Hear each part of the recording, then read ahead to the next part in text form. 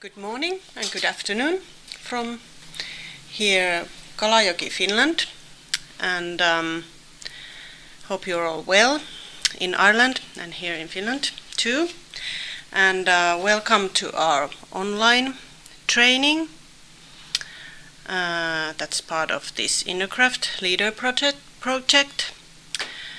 And my name is Marika Saarela. I'm from Taito Keski-Pohjanmaa. And today our topics are service selling and marketing in craft work, craft and design. And we have three speakers today. Heini Salmu from Valmennuskumppani, a coach and a trainee in marketing and customer service, and Satu Somero from Pisa Design and Aito Lifestyle Shop. She's a designer and entrepreneur, and myself from Taito Keski-Pohjanmaa Taito Shop Kankuri Sales and Marketing. And first, Heini Salmu is starting this online training, and she's telling us about the power of a positive customer experience, the importance of knowing your customers, how to create positive customer experience and impact your sales, and what's your unique story. And at 1 o'clock approximately, Satu Somero from Aito Lifestyle Shop and Pisa Design will tell about her way of trading and in a shop in a brick and mortar store, how to survive in these times, and how to buy from other pre-entrepreneurs and craft makers.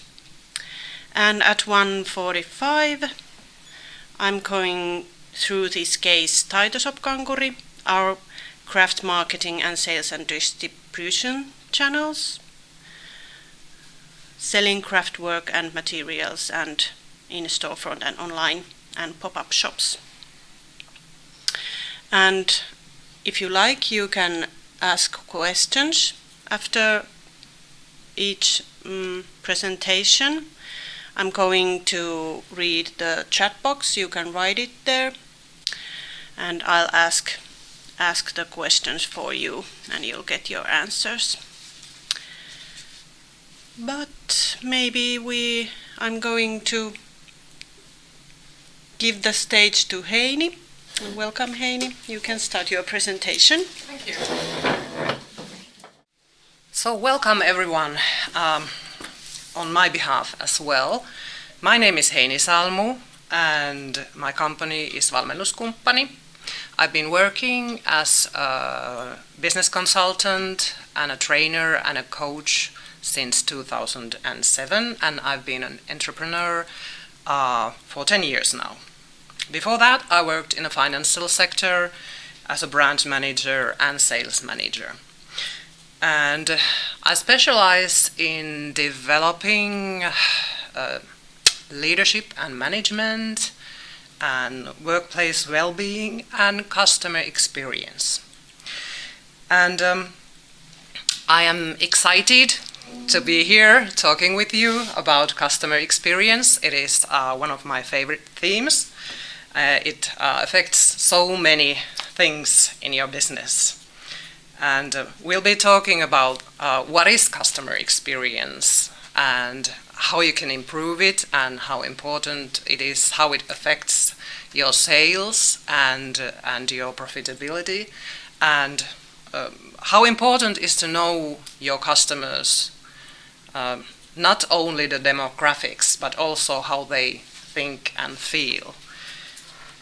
And I hope that everyone gets some kind of idea they can use in their own business. And it's been a while since I've been speaking in English in public, so if I mistranslate something or if I have funny terms, please use the chat box and ask for clarification or more questions, or comment. You can also comment during my speech so Marika can ask the questions. it would be nice to have some interaction here. But okay, let's get started. It's good to define what you're talking about, and I have collected some definitions of customer experience. First of all, it's the sum of all interactions between your company and the customer. It can be your present customer, but it can also be your prospective customer. And somebody has said that it's the blend of your company's physical performance and the emotions you create in your customers. And you have to remember that it's always measured against the customer's expectations, and they vary quite a lot. So it's always a subjective thing, what kind of experience your customer gets. And it's a bit difficult to manage customer experience because you have like direct contacts where you can affect customers' experience, but you also have a lot of indirect customer contacts where you can't really affect how the customer, what he or she hears about your company and how they feel.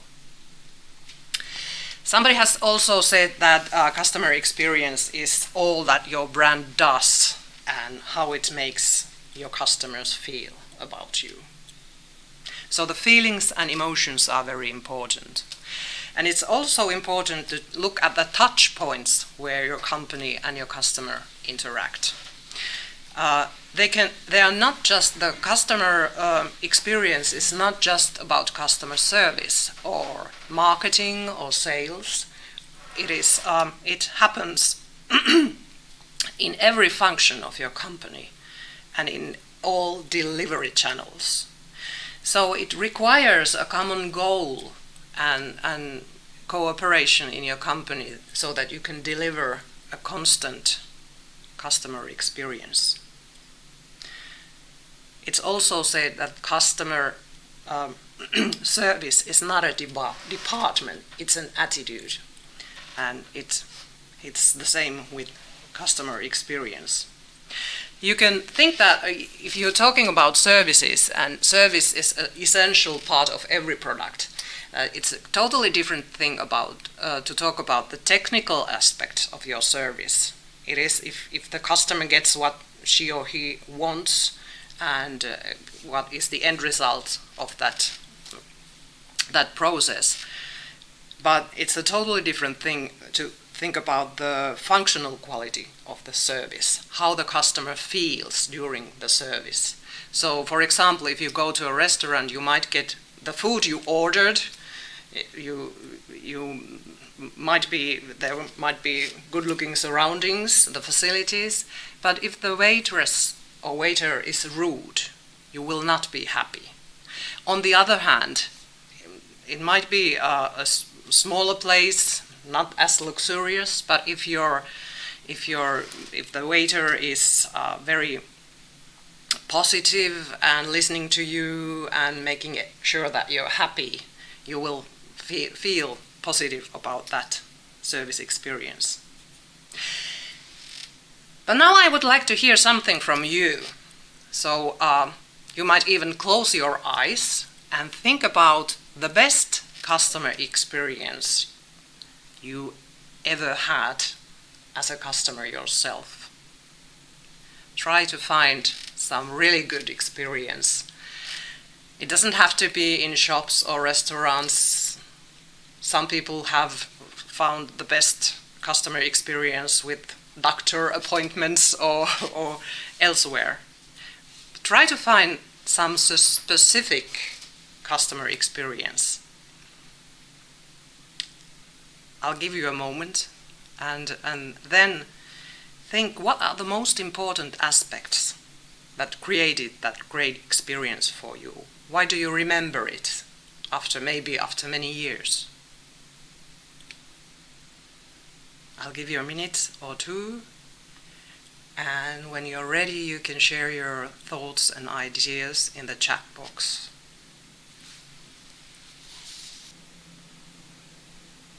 Okay, if there are any comments or ideas in the chat box, it would be wonderful to hear them. No. Not like in the home you can see someone is writing. While we're waiting, do you have any thoughts you'd like to share? Well, in the summer, we were just looking a new bicycle, maybe, for my daughter, and we went. It was the first shop that we went in here, local Team Sportia, and I want to say we were just looking. Not going to buy. No, but it happened anyway. It was just so easy. Okay. We walked away from the shop and then we went back and said, do you take the old one while we buy the new one? And they even carried the new bicycle to the car because I was alone with the daughter and of course I don't know how to put anything, so it was quite a good experience because we were not shopping at that moment, but we found it anyway and we were really happy and the bicycle is really good. Okay. Yeah. I have a recent one. I was in, during work they went out to have some lunch in Ylivieska, Pikkuveli, and I chose that one because they had sweet potato soup, which I love.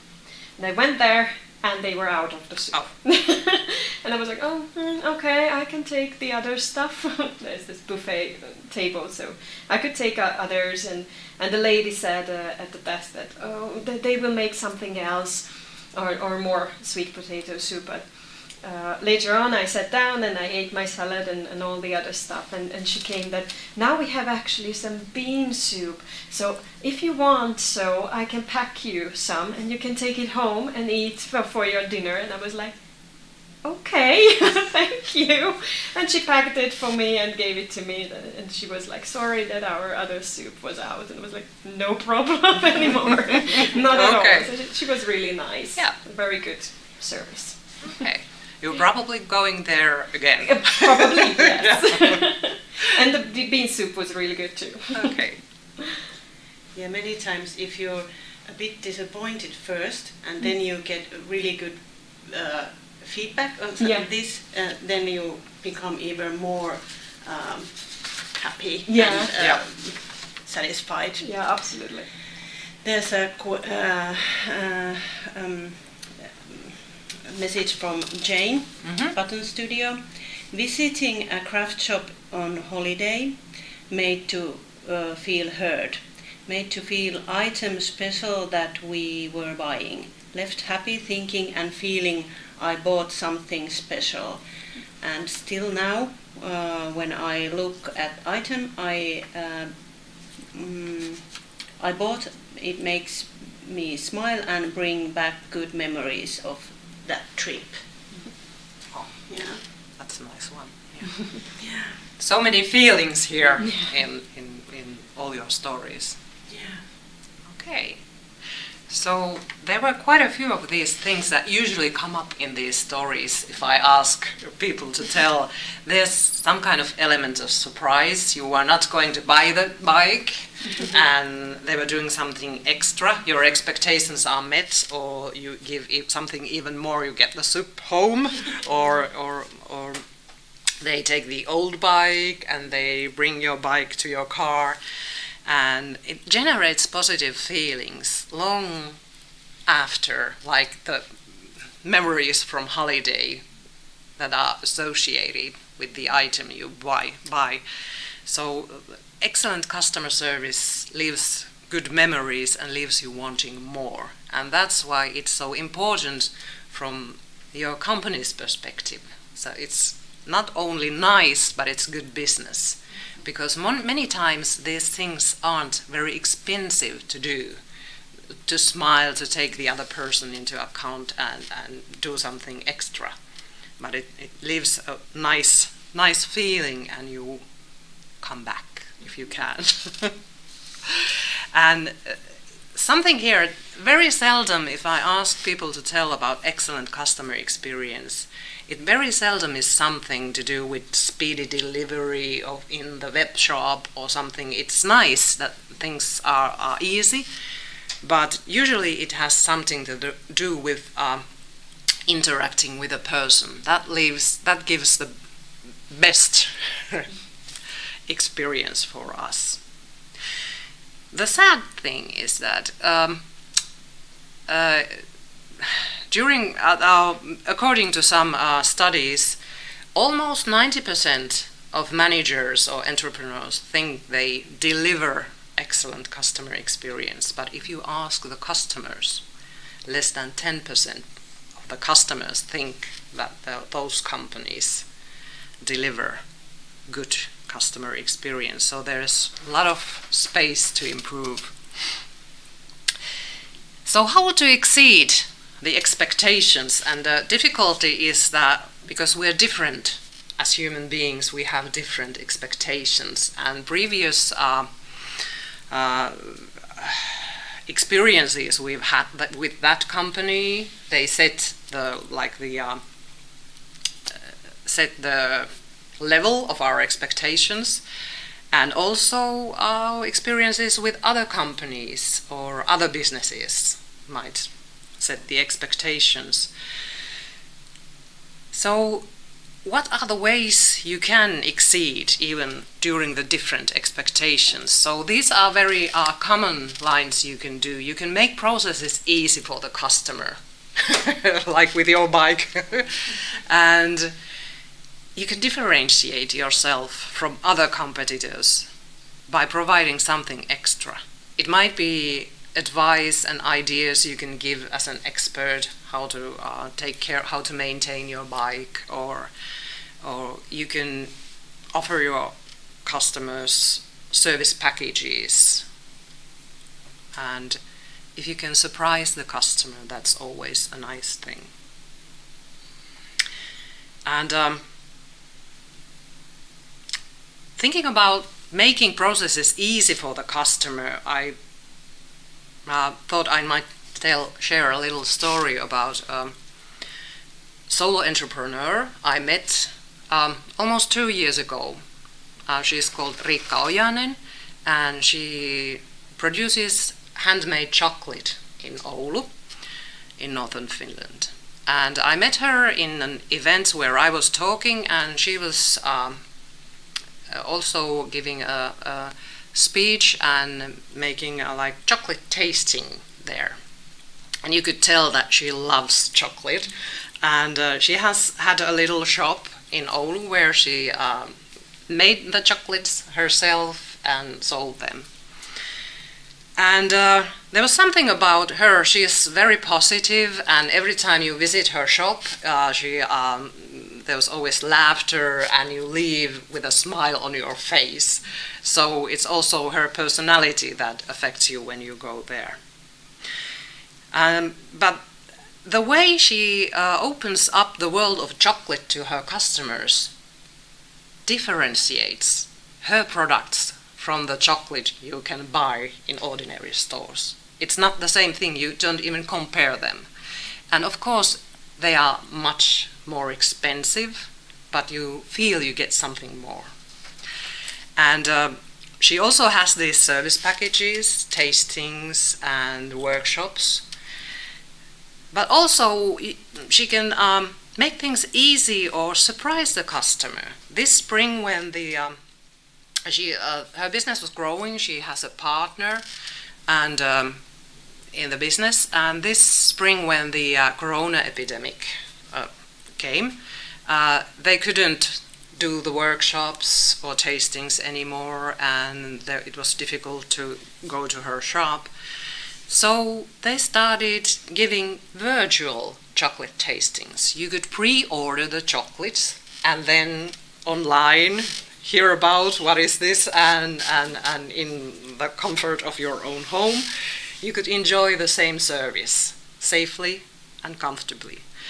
And then when it was difficult to travel or visit your loved ones, for example when it was Mother's Day, they teamed up with a local florist and they sold home deliveries for bouquets of flowers and chocolate, handmade chocolate, and you could even order a song that the delivery man could sing a song to your mother if you can't visit herself. So this is all different ways you can do things easy for your customer and surprise the customer. And their business is growing. They have now new premises in the downtown Oulu. And it's also this experience, the positivity and laughter. It can be seen and heard and felt also on their web pages and social media. So it's in every touch point.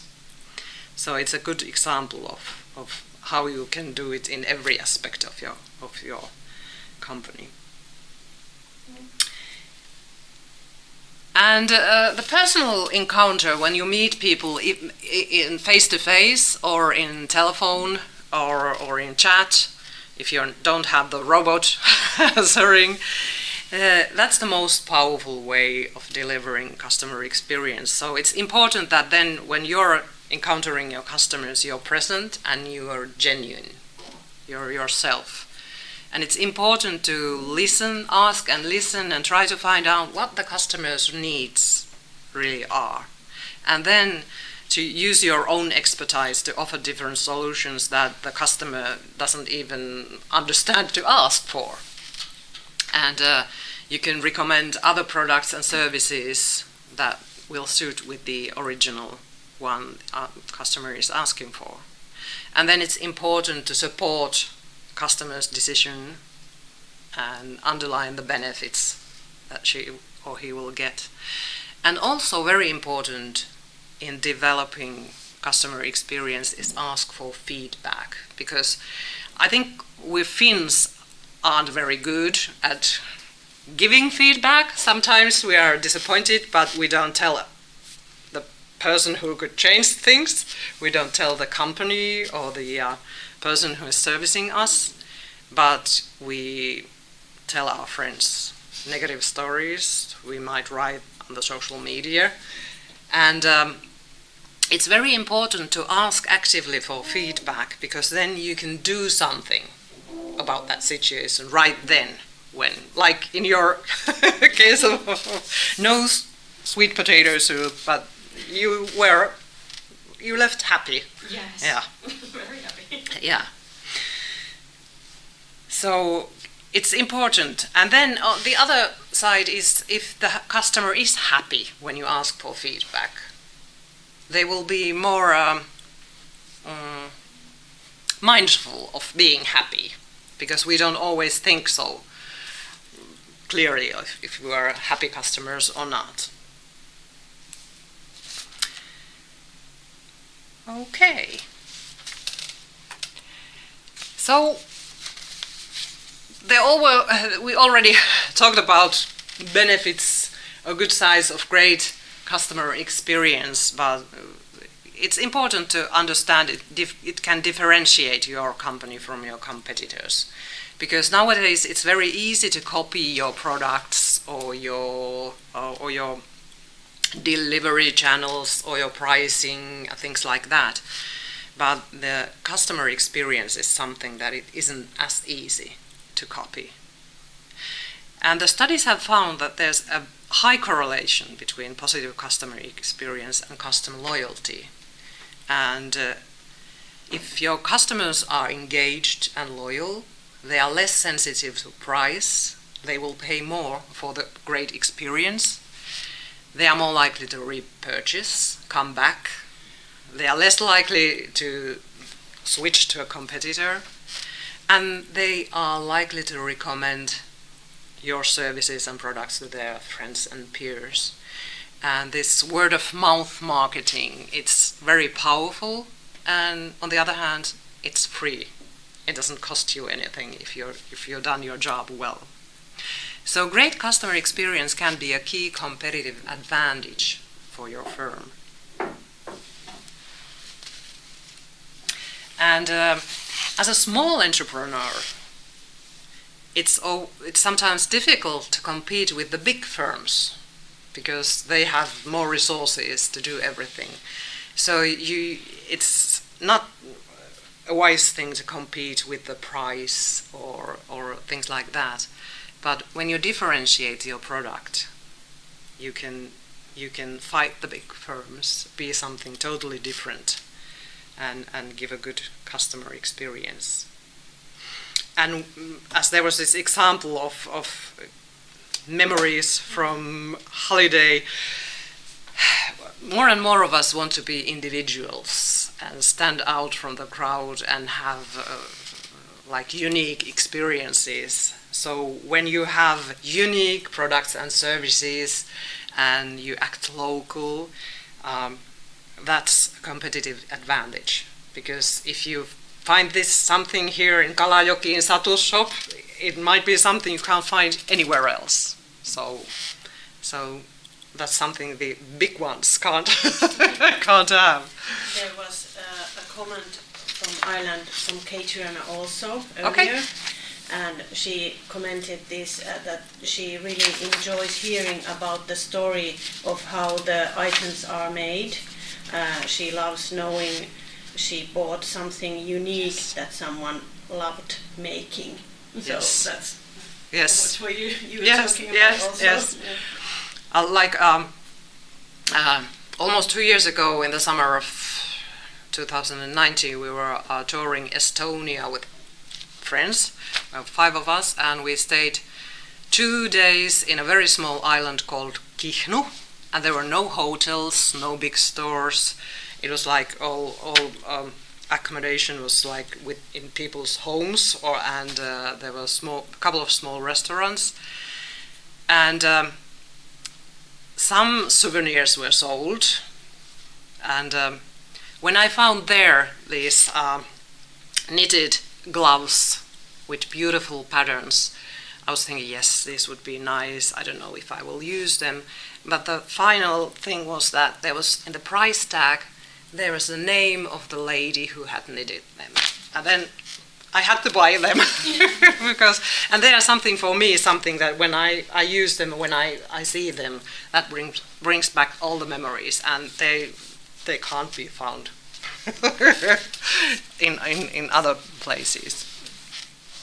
Yeah. Any other comments there?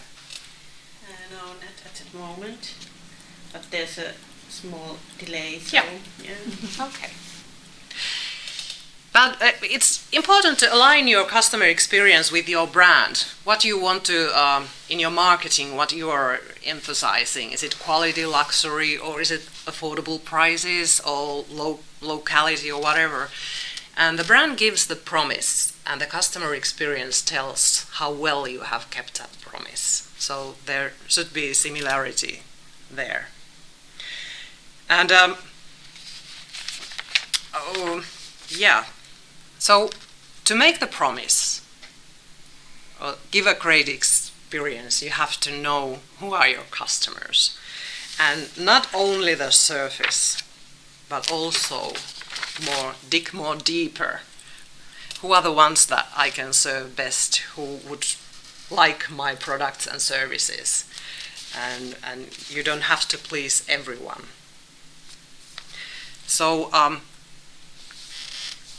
not just the demographics, your age or gender, or where you live, or how much is your income, or what's your profession, but you have to know what kind of lifestyle, what kind of values you have, what are your attitudes, opinions, beliefs, but also if you can see what kind of problems and needs people have, even what kind of fears they have, then you can really talk to your customer and help them with these things. And nowadays, I think the lifestyle and the values are becoming more and more important. There are some people who want to live and buy eco-friendly stuff and organic or locally produced products and services. And they are ways of finding your own tribe, the people who really love your products and services. And when you start to manage the customer experience, it's important that you set some kind of goal. You know who your customers are, how you want to make them feel. And as the products and the processes can be copied, but the feelings can't, and the feelings you generate in other people. So this is a very important thing.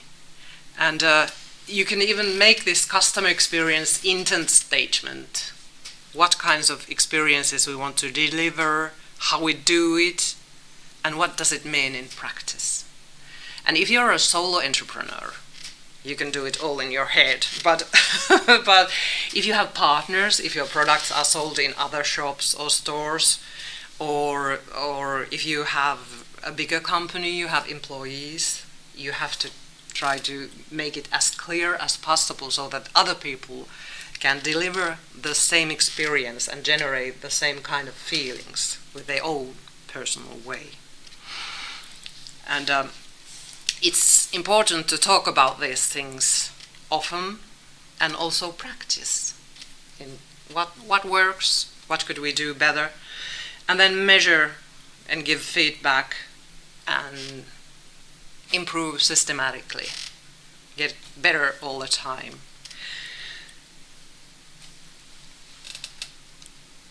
So it's good to be precise what kind of experience you want to give, and make sure it differentiates you, because it lays foundation for the expectations your customers have. And it's important that this goal is seen and felt in every touch point your customers have with your company. So if you have wonderful web pages that generate feelings, but then if the customer comes to your shop and she doesn't have the same feelings, it's a disappointment.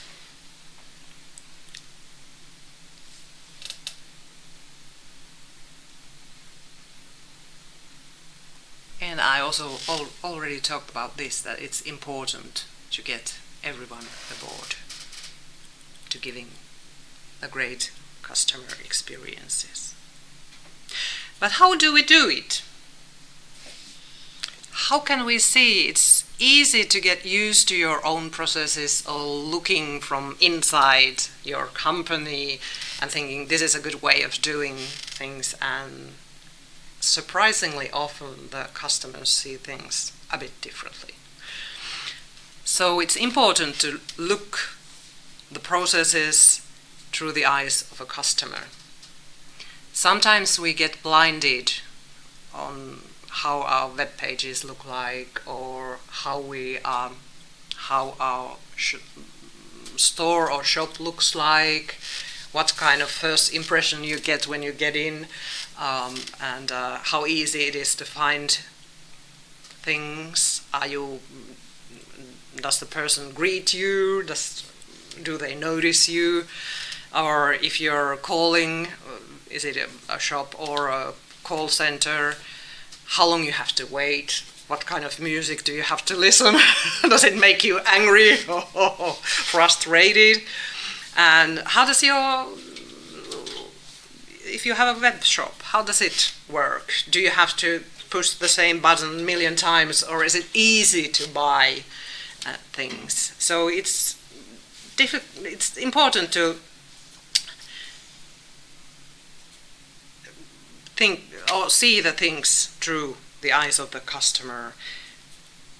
See what are our strengths that we can build on, and also what are the most important things, what are the critical touch points that we have to improve to get better. And one way of doing this is like making a visual representation or even a map of the customer's journey, how they come into contact with our company. Do they just rush into our store, or do they look for information in the internet and come across our web pages? How easy is it's to contact through the web? And it's important to go through every possible journey and see what are the critical touch points in different channels, what actions the customer has to take, what kind of emotions they might feel during their journey.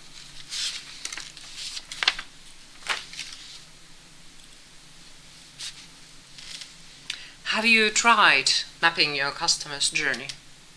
What kind of insights have you had from customer's point of view? Well, I haven't done it, but I've kind of visualized it. Well, in a store, Yeah. for example, are the routes how they are when customer comes, what's the first thing they see, and I think it's important that the customer is seen and agree. Someone says hello and welcome and can we help you or something like that. And the route that they can find the products they might be looking for or get inspired or something. And in a web shop, I think the visual things are important there to guide you through what you are looking for. And yeah, I visualized it, but yeah, maybe that's an interesting thing to do. Yeah. Any other thoughts? Here or in the chat box? I often hear in the shop that our customers tells me that, okay, I just visited on your web shop and I saw this, so this is it. And, but they start to tell, they look around and once we start talking, then they tell me that, okay, they were already. And it's really common that they go to the web page first and then they come in. Yes, and that tells the importance of having a good web page or a web shop. Yes. And even if they don't order right away, but it's a way they can find you. It's a service. Yeah. Yes. Any comments there on the chat box? No, not at the moment. Okay, yeah. But in these critical touch points and in every other aspect, it's important to measure somehow. You don't have to do all of these, but there are some ways you can measure customer experience. You can do research, interviews, surveys. You can do them once a year, or you can ask for feedback in these critical touch points. Quite often if you call, for example, telephone operators call center, right after the phone call you will get a text message asking how could we help you and give feedback. So they feel that they are the critical touch points. And as a small entrepreneur you can think what are the most critical touch points for you and your customers and concentrate on getting feedback on those touch points. Sometimes it's good to interview customers to hear a little bit more about their values and their fears when you're acquiring new customers, but also if you lose a customer, if you can ask why did you choose someone else this time? Oh, I'm so sorry to see you go. But then you can learn what you could do better next time, even if it feels a bit difficult to ask. But also it's a good customer experience to tell your customers that you're sorry and you would like to have them back. You can use Net Promoter Score surveys, mystery shopping, somebody who knows what kind of experience you would like to give, and if you can actually do it. You can have different kinds of feedback channels on your website, in your store. And then it's important to see from the figures how your business is going, how's your customer retention, how your customers come back and make repurchases, or are they leaving you. So there are plenty of ways you can get feedback on your strengths and the points of improvement. But even if you design carefully, something can and will go wrong. There will be no sweet potato soup or something. But as you already said in the beginning, sometimes if you're disappointed and then you can make things right, you will be even more happier than you would have been if it had been like a normal process and thing. And the problem with customer complaints is that I already said that Finns are not very good at giving feedback, negative feedback. And the problem is that it's a tiny segment of dissatisfied customers that will give you feedback. So it is important to think that it's a present if somebody is complaining, because you get a chance to save that customer relationship, and sometimes you get important information you can use to improve your processes or your service.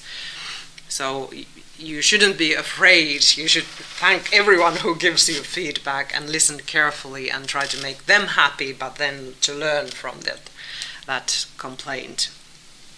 I have to look. Yes, I still have time for one story because I recently I've been looking for how do you say this knitted jacket I'm wearing, and I've been looking for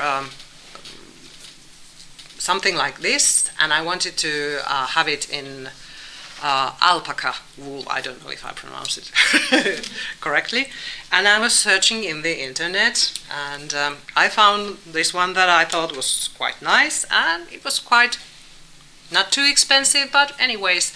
So when I noted on the company's webpage that they promised 10% discount if I ordered a newsletter, I thought, yes, I will do that, and then I have a good reason to order that jacket. And but something went wrong. I never got the newsletter. I never got the discount code. I waited for 2 days, and then I sent on there. I was very patient with them. Then I sent feedback on their web pages that I wanted to buy something from you, and I ordered your newsletter, but I never got the discount code. And it could have been gone so that they would have sent me the code and the newsletter and replied nothing else. But I got a personal email from the entrepreneur, and he was sorry for the inconvenience, and he said that there was something wrong with their web pages, and he had fixed that. But it wasn't just the code, the newsletter and the original code. He also had made me a personal discount code. It said Heini -10. And it told me that he had really coded it himself. He had seen that trouble, and he sent it to me, and so I had 2 discount codes. And of course, if to make use of them, I have to order more, but I'm quite likely to do that. But this was something that I was very pleased with, that they handled this customer complaint smoothly. I'm happy. I will probably buy another one. And they also had information that they had something wrong. Maybe there were many others who had tried to order the newsletter but didn't tell them. So be thankful if your customer complains.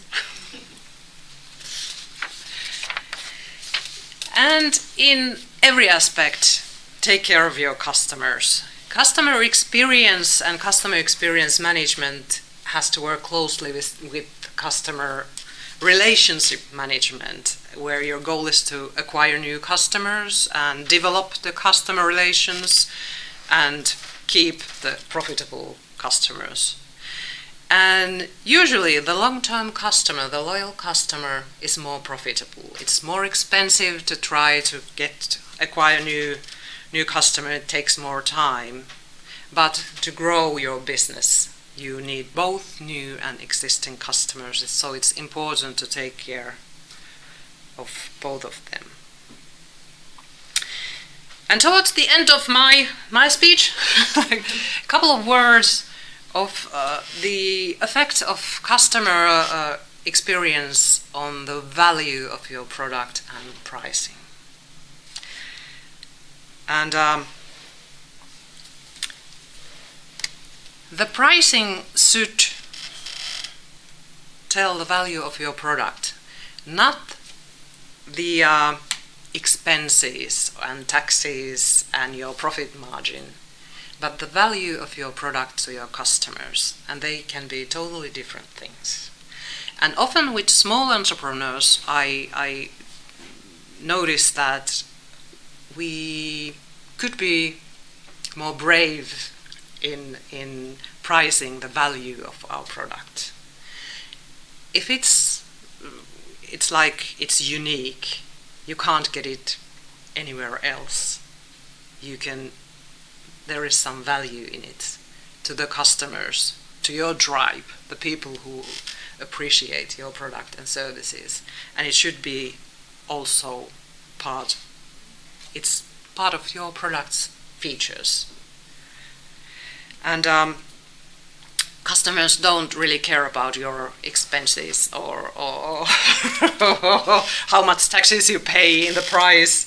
They want value for their money, and if you can deliver that, you should take it into account in your pricing. And I have to quote Finnish productization guru Jari Parantainen, that if no one ever complains about your prices, you will be losing a lot of money.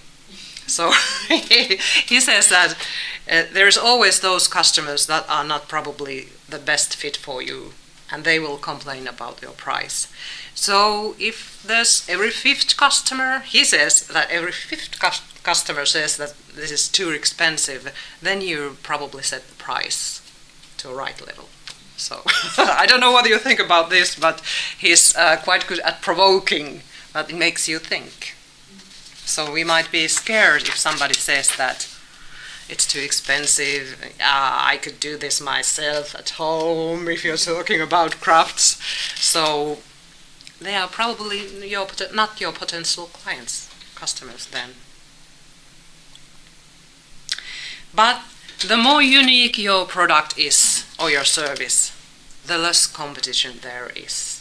And it should be seen also in the value and price.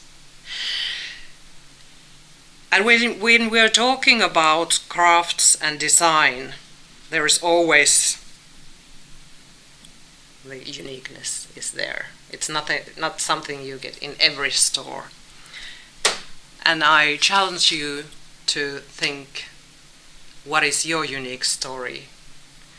What unique feelings you can generate in your customers? How can you make them feel? Can you make them think better things about themselves when they're using your products and services? So I would like to close this thing by challenging you to think, how are you unique and how can you show it, and how it can help to make better business. Thank you. I will be happy to answer any questions, or I'd like to hear comments. Maybe if there are any thoughts from this. There is one comment from Heartworks. I like the comment from Jari. Sometimes I think that maybe I'm afraid to charge for my product. Skincare. Yeah. It's her product. Yeah. Sometimes we ourselves think that if we do a small increase in the price and we're very scared, and the customers don't even notice. If they get value for their money, they don't think so about the small details. But the effect, if you raise your prices by 1%, it can have a huge impact on your profitability. but the individual client doesn't maybe even notice.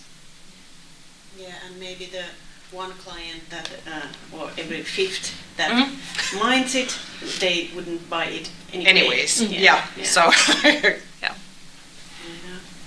In these days, because of this COVID, we had to look at our pricing because people couldn't come to events and these things. So, and we started to develop our marketing and online shop and everything. And we just thought this pricing, that if we have a good product, we can put the price up and the value, because we were thinking like, this is our materials and cost and this, and so this is the price. We didn't add the value so much. Yes. But now we've added the value and we have a little less customers but better profit. Yeah. Yeah. So everything More, you said. more profit with less work. Yeah, and more value and satisfied customers Yes. for a long time. And we can focus on everything important. Yes. Yeah, and Your target customers. yeah. Thank you for sharing that. Yeah, and there's, I'm going to tell about that when we Okay, great. more. But there's comments from Jane. Really interesting presentation. Enjoyed it and have given me a lot to think about. Thank you. Thank said you so Jane. much, Jane. And Heartworks said also thank you for your lovely presentation and nice music. Thank you, Heini. Thank you. I have one example. It's not about handicraft. It's I'm unfortunately not talented in that. I'm in theater, and a couple of years ago we changed the place. We changed the building, and we invested a lot in new curtains and new floor and new sewing machines and all that, and we built up a nice cafeteria area where people can sit down when they come in to see the show, and in the break time have some coffee and things like that.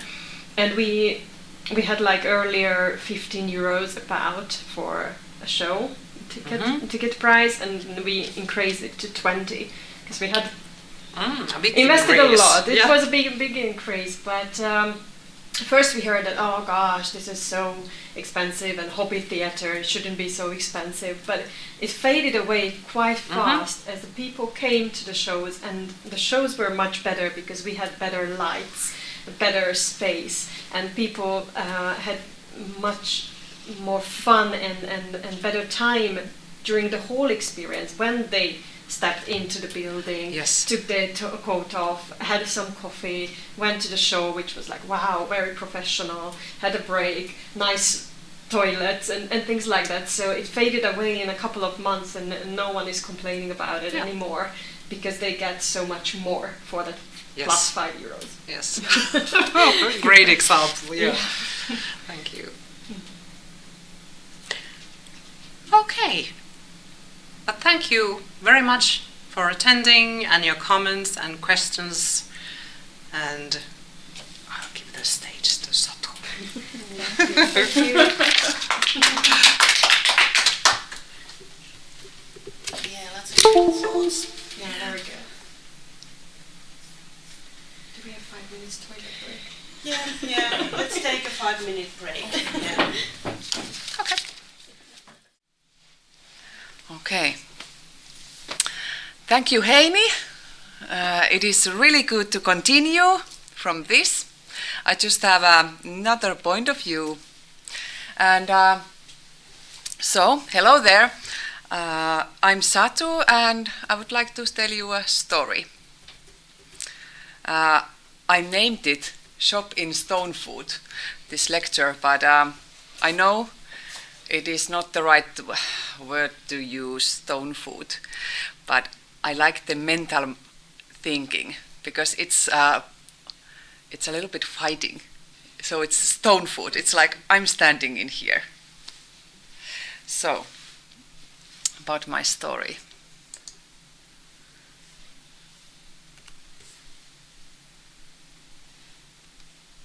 This two computers. Okay, this is quite old picture.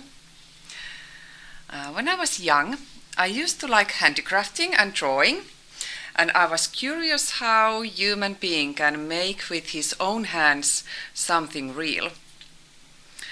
With my mom, we used to bake together, and my dad let me use his woodcrafts to make my own creations. And when I grew up, I still was doing handicrafting. I wanted to create and bring something modern into daily life, and yet made with traditional methods. I believe that there is a wisdom hidden beneath traditional crafting methods. I wanted to combine that wisdom with the demands of a modern life. So in 2003, I founded my company, Pisa Design, which manufactures home textiles and lifestyle accessories from premium quality linen and recycled materials.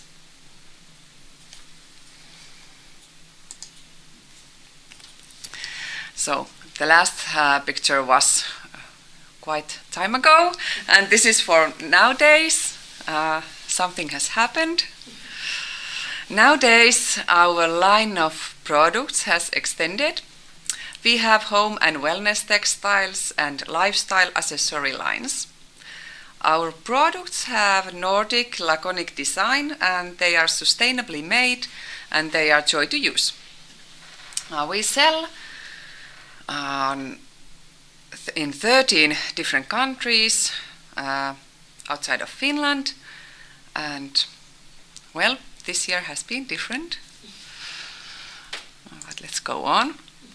So this is us. Pisa Design is the company from behind, and I also have a shop here in city of Kalajoki, Aito Lifestyle Shop. We run for 2 web shops also, pisadesign.fi and aitodesignshop.fi.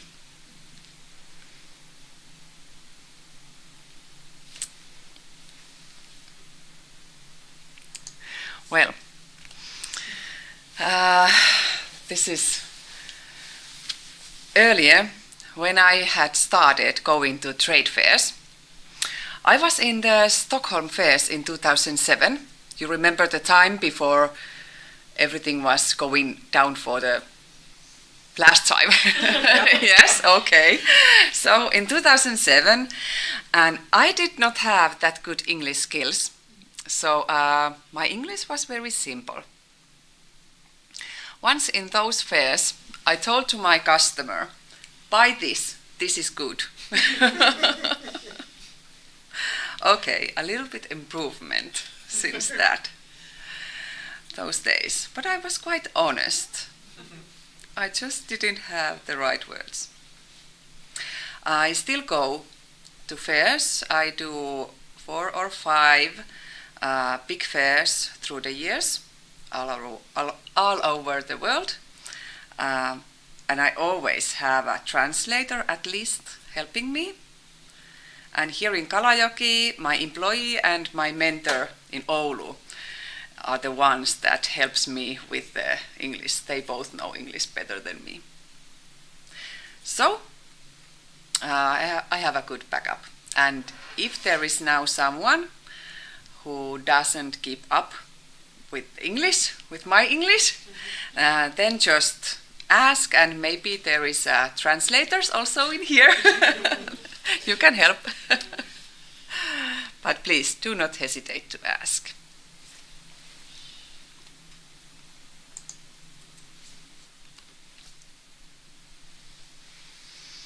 Okay, I want to tell a bit more about my companies so that you'll find out the context and the point of view that I am looking for in this business area. Because this case that I'm here to tell you about how to manage the shop or how to manage to sell to shops. It's all about point of view. I'm a shopkeeper and I have a pop-up shops before, many times, shops already, and I'm also a craft maker and have been already for 17 years. So I think I'm trying to say that through the years that I have been my own boss, I have also experienced a lot of difficult times, and I have gone forward from those. I'm still alive, and so are both my businesses. This year has been the most difficult one, but this year I'm not alone. The whole world is changing environment with business and everything else. So I don't feel that bad. And about this picture, home textiles are the most selling group of textiles when we speak about selling outside of Finland in our selection. And this is from the latest photo shoots for this winter. And this picture is a new one. It is from our customer. Sauna and bath textiles are in big part of our products, especially here in Finland. And I would say especially this year. Bath and sauna is all about relaxing yourself and taking time for yourself. So,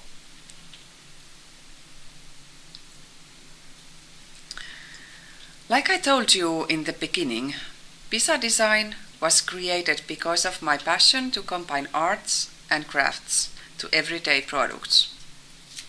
I wanted to make products that are combining the wisdom in traditional crafting methods and to make modern products. So Pisa Design manufactures home textiles from high quality linen and recycled materials. And here you see our products speak a modern design language, but respect for traditions is evident in the styling, design and materials of the collection. And attention is given especially to practicality. Yes.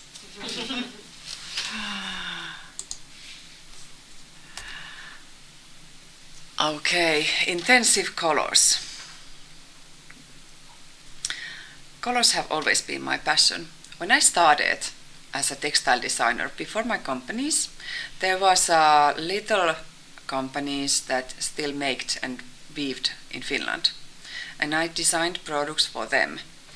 And really common was that they said, use less colors. Why? Because it is expensive to use a lot of colors while weaving. Because you have to have a bigger amounts of yarns and everything, so that's the reason. I understand it.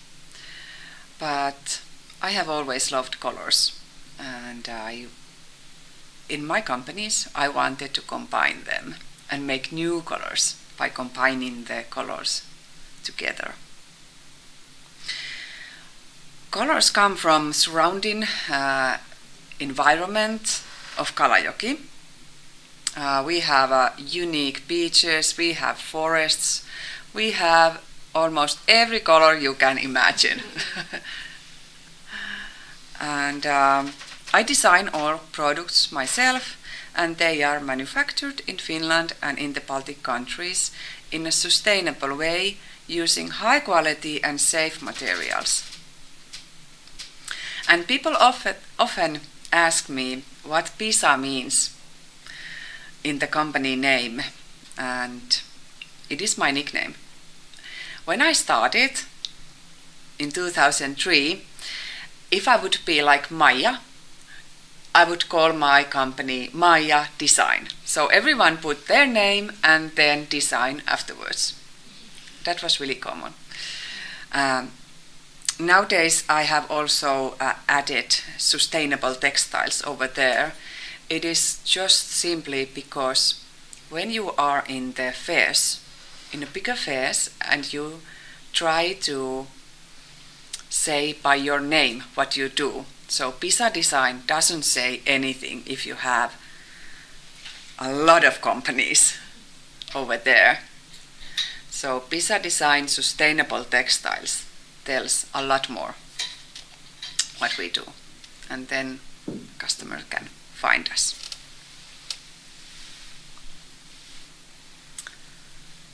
Do I speak too fast? No. Okay. I would like to comment the colors. We can really see these Kalajoki colors in your product. When you Yes. put the image, so it's so obvious now. Yes. Yeah. It is. Thank you. Yeah. And the linen gives a nice shining to colors. Yes. Linen is a great material to use in colors. Yes, it is. It is, and especially Aivina linen, the lawn linen. It is that the shiny one, really shiny and looks good, and it's the best. It's like a golden part of all the yarns. It's the golden yarn. Yeah. Yes. This is nice. This is unique things are often created from surprising combinations. Since I have started, we have been using upcycled materials in our products, like the fish skin leather. Nowadays, we use old movie tapes and mix them with natural fibers. That material we call Pisa fabric. And old movies from Casablanca to Vertigo are woven on a loom into new stories. As a result, we get durable, light and sparkling material with the tail. And in here, Pisa fabric is used for making handbags, placemats and many other practical textiles. We have even used it on chairs. It is strong. And we have tested the fabric at Finnish Technical Research Center. And material is safe to use, and you can compare it to leather in strength. And it is something that makes us a bit different than others when we are in the trade fairs. And there is a lot of linen makers, and there is, well, every company that you can imagine. Then this is something that makes us different. I want to comment that I have a makeup bag from that Pisa fabric, and it's really durable. I've had it for years. I use it every day, and it's still perfect. Yeah, nothing happens. Yeah, I know. I have my face masks. Yes. Yeah, it is really. It is so. I just had last week a customer came to shop and just tell the same story, that she has had it for years and nothing happens, but now she just wants to get another color. And that's the main reason. Yeah, that's a bit problem, I have to say. But yes, it's good. We try to say that our products are like lifetime products, and you can just use it and use it and use it, and it gets better like a friendship. Yeah. And it's like you said, it's durable as leather. If you have a nice leather purse or shoes, you will keep it rest of your life if you Yes. like it. So Yes. it doesn't matter. You can maybe get a new in different color later. Yes, yeah. So true. Okay, and now we get to the point. So this is the Aito Lifestyle Shop. Welcome in. I have a short video in here. I hope it will work. I just made it for you, how to show how our shop looks like. Our shop is located in the heart of Kalajoki, Hiekkasärket, in the travel area.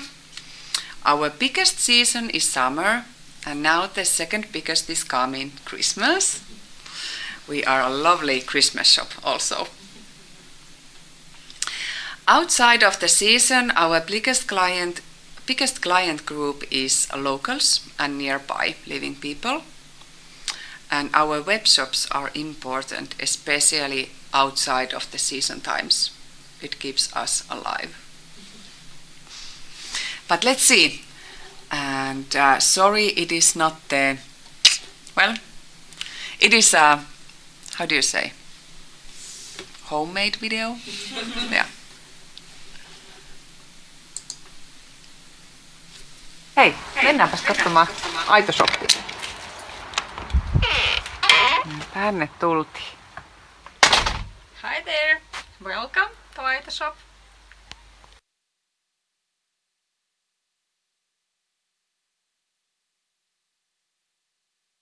Aitoshopista löytyy Pisa-designin tuotteita, kalajokisten valmistajien tuotteita ja tuotteita maailmalta. Kaikkia yhdistää se, että ne ovat aitoja, rehellisiä ja kestävän kehityksen mukaisesti tuotettuja vastuullisia tuotteita. Here we have wellness textiles, textiles for sauna and bathing, and other products for your best sauna and wellness moments. Täältä löytyy sitten kotiin ja keittiön, kattaukseen, sisustukseen, monen näistä ihanuutta.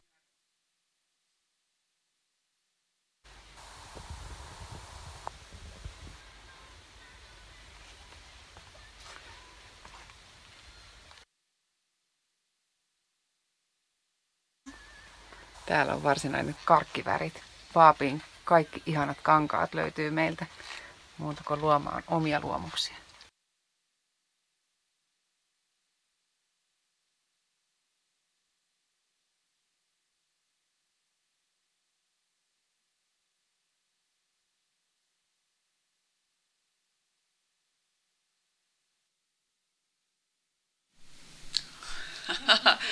Okay, I hope you did like it. It is new thing to me to try to use alive photos while explaining things. It's so much simple to take just a photo than to shoot a video where you try to explain something. But okay, it's something that you need it. You obviously need to do nowadays. No turning back. Other thing is that those picture taking, nowadays you need so many pictures, so many and so different that we use professionals, but we have had to also train ourselves to make, because just you need it every day. A new picture and a new story, especially now when you are more and more, you need to tell what you have in the shop and what you have in the web shop. It's a lot that you need pictures and storytelling. Not that anymore. How do I? Yes. Okay, so I explained the things, also what was there in the Finnish words. In the shop, we sell products that have story to tell. Products from Finland and outside of Finland. The main thing is that our supplier has good values. Their products are made in sustainable way and are good in use, and they are high quality goods. We do not sell golden boxes with no meaning, just because they look nice. And you will not find from us products that you can find in bigger supermarkets. I think it is important to have different products in a small shop than any other has. It is what makes small lifestyle shops interesting. Having a small shop is wonderful. I really love my job. even if it is not always easy. And why? Because you need to have right products and enough customers to keep going on, and you need to have good stories that make your shop different from others. And this happens all the time, every day. You need to find out how you can invite the customers to come in and fall in love with your products and your selection.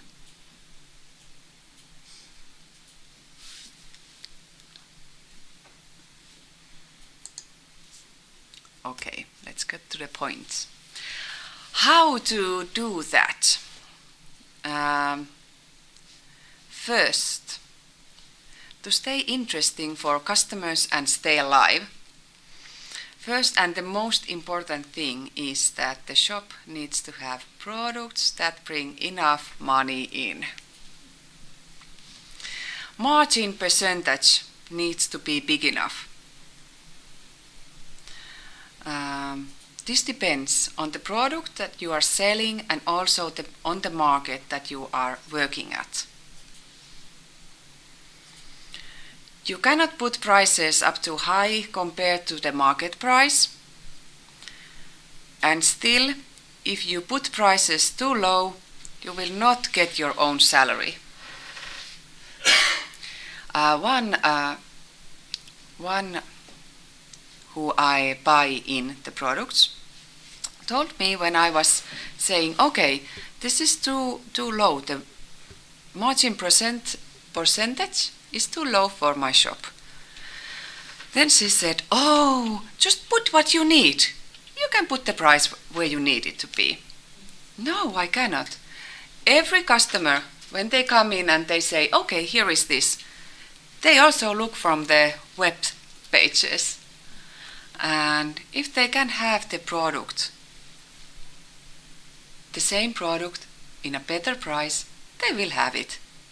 They will not buy it from my shop just because they like my shop. If the price is up too high, you can maybe put something a little bit more, but you cannot put too high. And I am now meaning if the margin percentage would be like 30% and you have counted that you need 50% of the margin percentage per product. You cannot, if you put from 30 to 50, it is a really big difference in the price. You can maybe put €1 or 50 cents or something, but okay, you get the idea. The times are gone when you can just set your price and customer will not know where to get it cheaper. But there it helps when you have unique products. Yeah, they are not comparable. Yes, yes, and you actually need it. Yeah, that's the. Yes, let's go forward. Be different. So, second is be different. Do it in your own way. Okay, what is difficult in here is that when you do things in different way, you also need to tell your customers it. Very often, more unique brands are not that well known in bigger picture. So you have to let your customers know to trust your shop of selection and know that products that you have are good and interesting. It means that even lifestyle shops that sell other brands need to still have their own brand for the shop.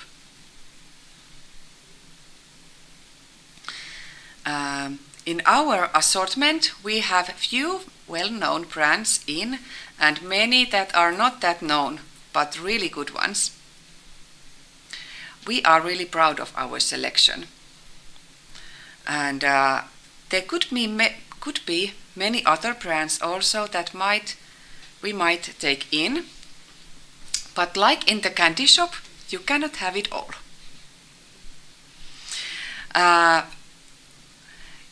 When you go to the candy shop, you like to buy something that you know already and you trust. This I like. And then you like to find out something new, something to experience. So selection is moving and changing, just like a candy shop. Did you? Good. Good. It's, well, either one of my computers doesn't say anything. Yes, but be different. And now, remember your customer. Heini was talking a lot also from this, and this is actually something that could be the first thing. Okay, so remember your customer. Take those products into your selection, what your customers has demand for. You do not have a company if you do not have any customers. This is the first of how to manage and stay alive, but I wanted to take your point in the money part first. I hate it, but you need to stay focused on that too. Otherwise, despite all the customers you have coming in, will not help you staying alive. To go back in here, part 3. So there is no business without the customers. You need to consider your clients. What would they need? What is their demand? And what are their dreams? Just what Heini said also. What kind of a shop they would feel comfortable to buy in?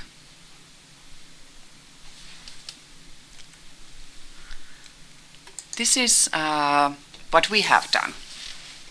In Aito shop, we have made an addition to assortment, and therefore I created a series of souvenirs and gifts. This is something that we did this year. The city of Kalajoki is famous for beautiful beaches of Hiekkasärkät, but we didn't have any local souvenirs for tourists. This series of products is developed and manufactured in harmony with the values of Aito shop. We have much more even coming products than we have in here, because after feedback from the summertime, I noticed that I was trying too much maybe. Customers need, they need magnets, they need something really easy that they buy from every time they go to the tourist places to remember that I was here. And well, we started with trying to find out a really sustainable tourist products, and well, we will find a way to put all together to have magnets, but in sustainable way, and maybe to teach also others to think more open-minded with the tourists' products. But it's, yeah. The latest products are actually those what are on the t-shirt. It is nearby from us, the company who makes it, and we designed together patches made from the recycled fabric, and it will, well, you can repair your clothes or hide something if you need, and it is washable. It's really nice. But it's so new that we just had it in, so let's see how it goes.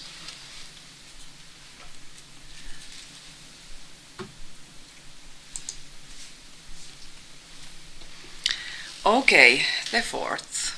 Be real. Do not pretend anything that you are not. Your own perspective must be maintained. There are a lot of advisors, but you have to be able to pick up a piece of advice that takes you forward in your own path. Be yourself. Despite of all the rules and advices, remember to be independent as an entrepreneur and as a business. I have learned that incompleteness is a part of my job. At the moment when I think I have reached the target, I spot another challenge. And it's always like that. It is like a snowblow or avalanche that grows as it spins. That's why my company and entrepreneurship has developed. And I have learned a great deal. When I first started, I had the looms in my living room and a dream of making the living by crafting textiles on my own way. Some years after, one person at my inner circle asked me when I will get a real job. Well, you could tell it never happened. It is vital to be real and committed to your vision, but humble enough to hear other people's opinions.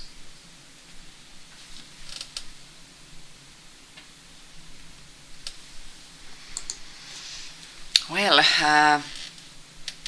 this is just my opinion. How to buy from others, there is absolutely many ways and many ways to think it.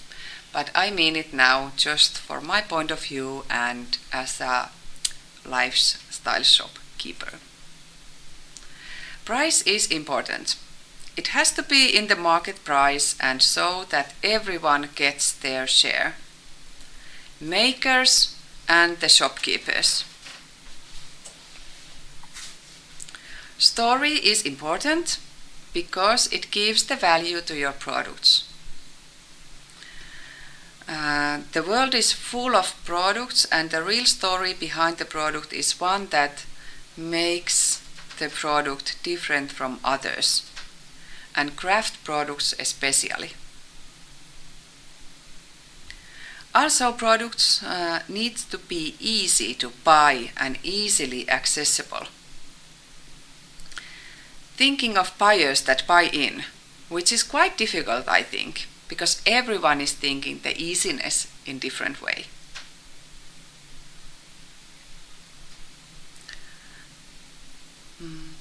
Try to think of customers' perspective. The ones who are buying in products, they also think their customers and the values. If you can ease their job, then you are in the right track. Trend is more and more products to be experiential. If there is a possibility to modify products, it's wonderful, it's really good. But if you are a maker, please remember that modifying needs to be done so that you still have enough profit. And products still need to be priced in market value. When I buy in products, I also check that values are what I'm looking for. Of course, that's the promise also to my customers. And the basic stuff like order amount, minimum orders, delivery terms. Timetable is not that big question, but more important is that when I order products, I have to know when it's coming. If it's for 6 months from the order, it's fine. Then I know it. But if I expect the product to be after 2 weeks from the order, then it has to be. If it doesn't come, the customers and the season is over. It needs to be in the right timing. There is a sun that, yeah. You still have sun. Yes.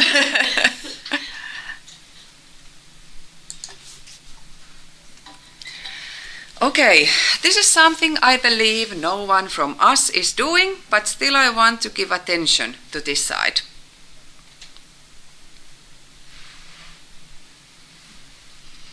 About pricing, we have already talked, but this is another point of view. As a shop owner, I think that one of the mistakes that craft maker can make is to sell his or her products directly to customer with lower price than retailers do. Otherwise, you compete your own partners and retailers.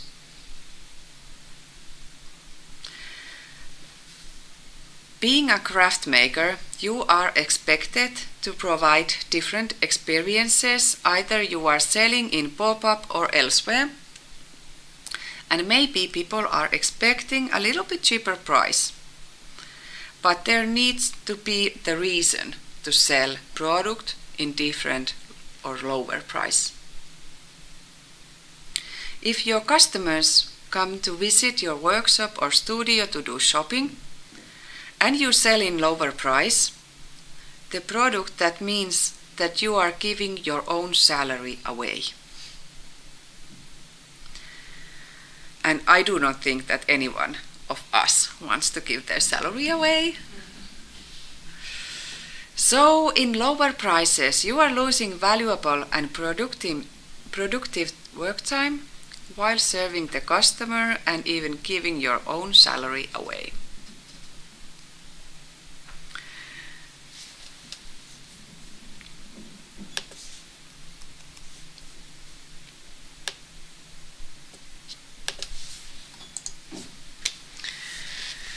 Okay, enough from that. The strength of a retail store is a presence and service. We meet the clients, we hear them, and we are there for them. We give an experience when we do our work well. Experience is the future that we are already living in the shopping world.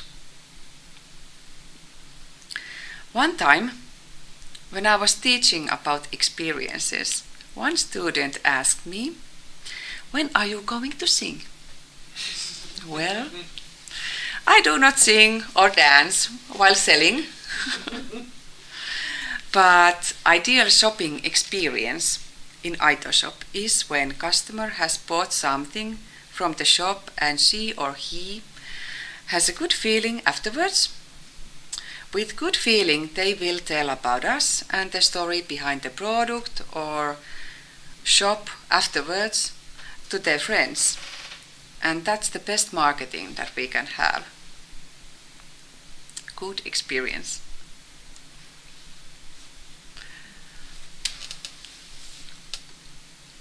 This is from the fairs at Seoul. I like the picture. Okay.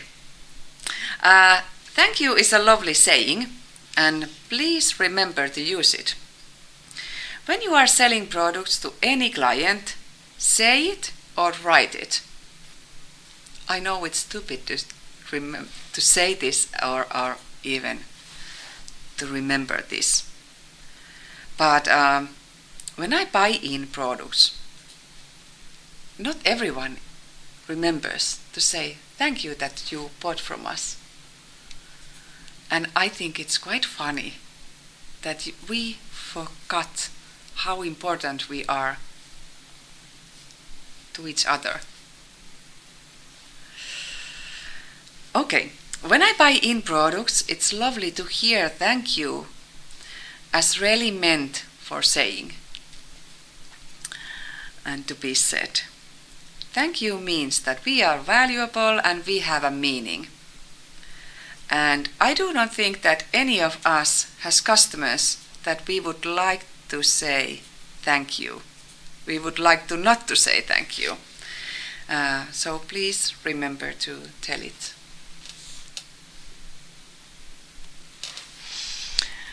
And here is the main part that I tried to explain to you. Pricing and profit for everyone. Be different and tell your story. Otherwise, nobody knows that you are different. Do you have any questions in the... No, everyone seems to be listening so intensively. Maybe they will, because there's a... Yes, I comes a understand. bit later. Okay. Do you have? I just love to comment that even I know you as a customer, but it was so wonderful to hear the whole story, and you can feel your passion. Thank to you. that. But then, on the other hand, I also love the business side. But how you tell it, that how important it is to think that you can live Yes. with your business. Yeah. Yeah, that's great. Thank you so much. Thank you. I'm happy to hear this. And it's good to hear the business side from a craft maker, because often craft makers don't think the business side isn't so nice, and like you even said that you must have it, then you can concentrate on the nicer things. Yes. But it won't be nice if you don't get your salary. Yeah. And you have to live. I was thinking something. Yeah. Well, maybe it was just this comment I would like to say. Yeah, it was the customer experience.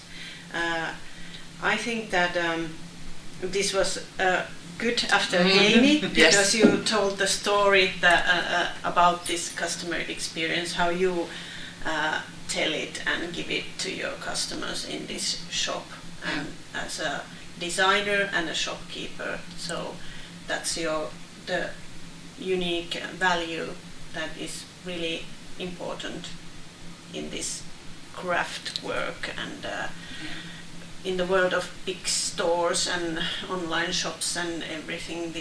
So the unique part of it is the heart of your product and the customer experience. Yes. Yeah. Yes. Yeah, and it's well seen here. Thank you. Thank you. I wanted to ask that now, during the corona situation, have you put more resource into the web shop? Were you able to increase selling throughout the web shop, or it was? Yes, we have done more work with it, of course, and it doesn't grow in a week. it needs months, but yes, it has been growing, but we are still waiting for more growing. Yeah.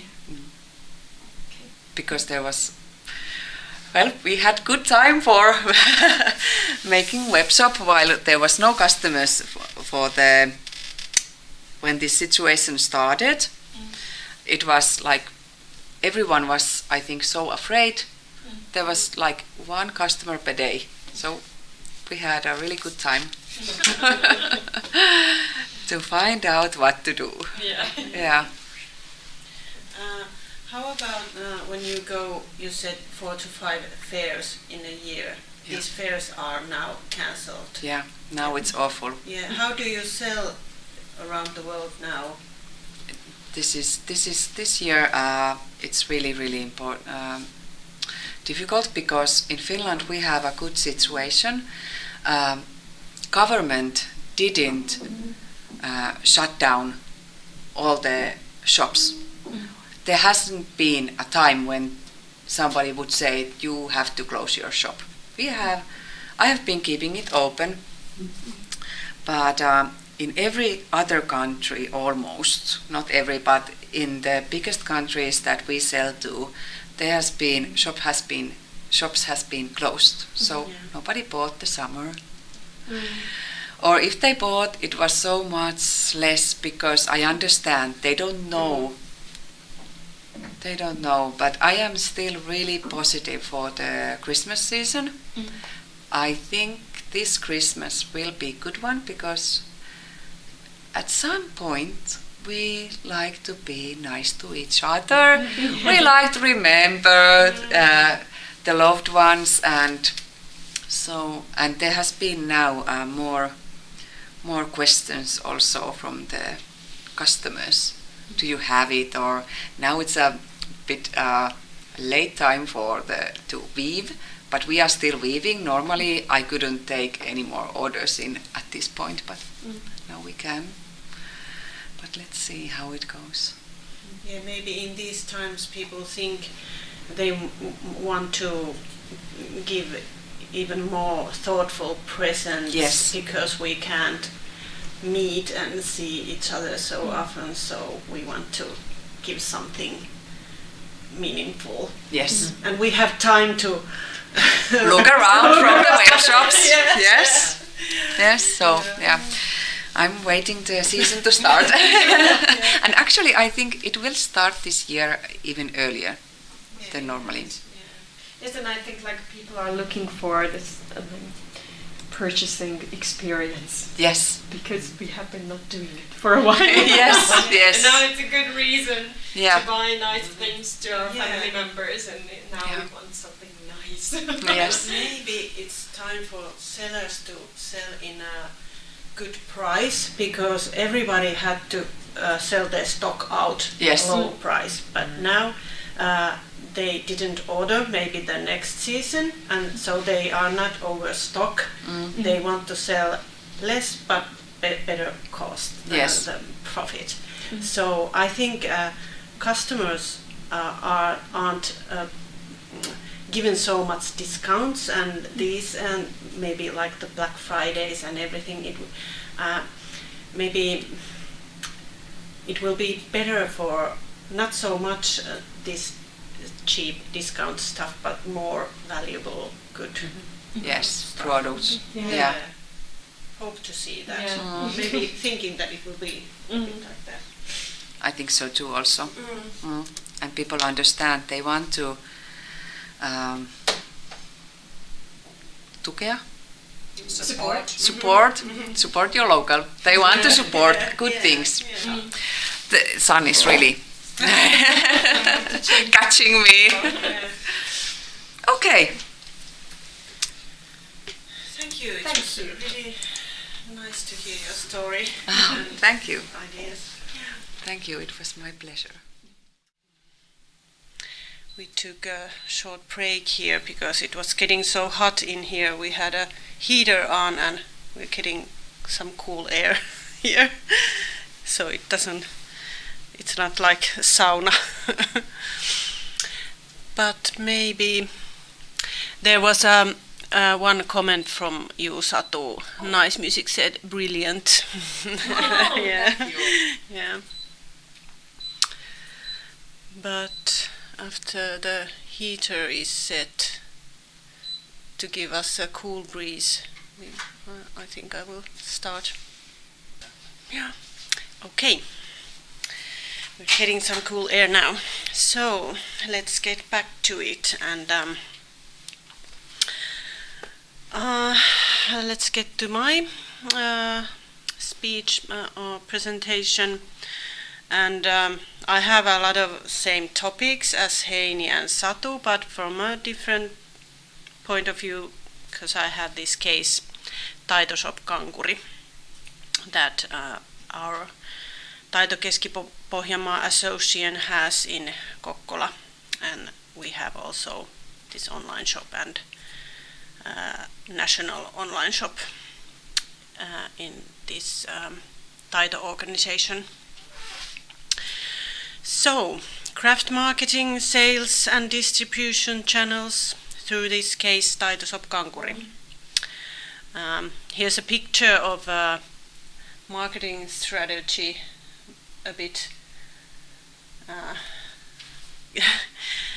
struggles there during these COVID times. So it's good to think through these, everything that we listened here today.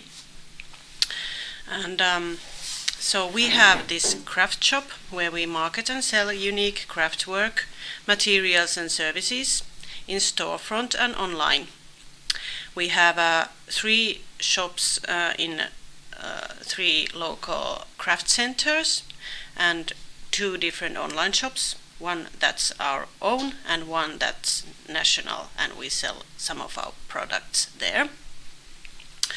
And the craft work that we sell are made by us or local craft workers and designers, and we sell materials and do-it-yourself kits that we buy from Finnish wholesalers and manufacturers. And we also have services. That's a big part of our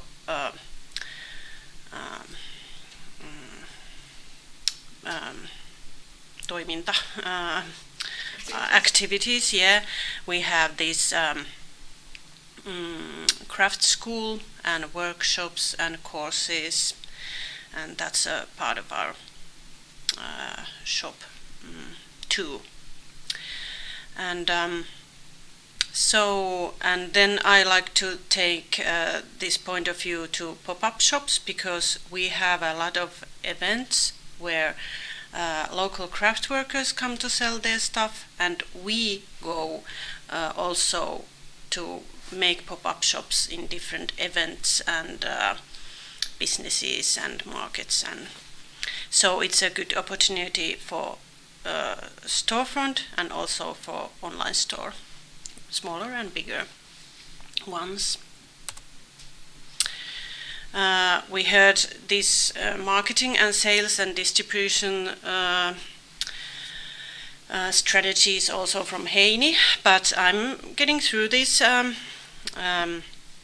basic things that I've written that needs to be considered. So the most important task of marketing is to increase sales. That's important in craft making also. So targeted and targeting at the right time to the right audience will bring better results at a lower cost. That's the point in marketing. And first you need to know what's the company's business idea, who's the customers, and what are the products. What's your main focus? In marketing, success factors are you know your customer target group and you know your product and company image, and build on that. And production success factors are the product meets the requirements of the customer target groups and the company's way of getting products to market economically and profitably, like Satu and Heidi also talked about. So in case Taitoshop Kankuri, a craftwork shop, our business idea and vision is well-being and giving craft experiences and craftsmanship at the different stages of life, both adults and kids and elderly. And our mission is to promote craft culture as a skill and industry. And our values are creativity, skills, entrepreneurship, and sustainable development. So we base our marketing and selling strategies in this. Our client groups are mostly adult women interested in crafts and well-being. They go hand in hand. Many times we think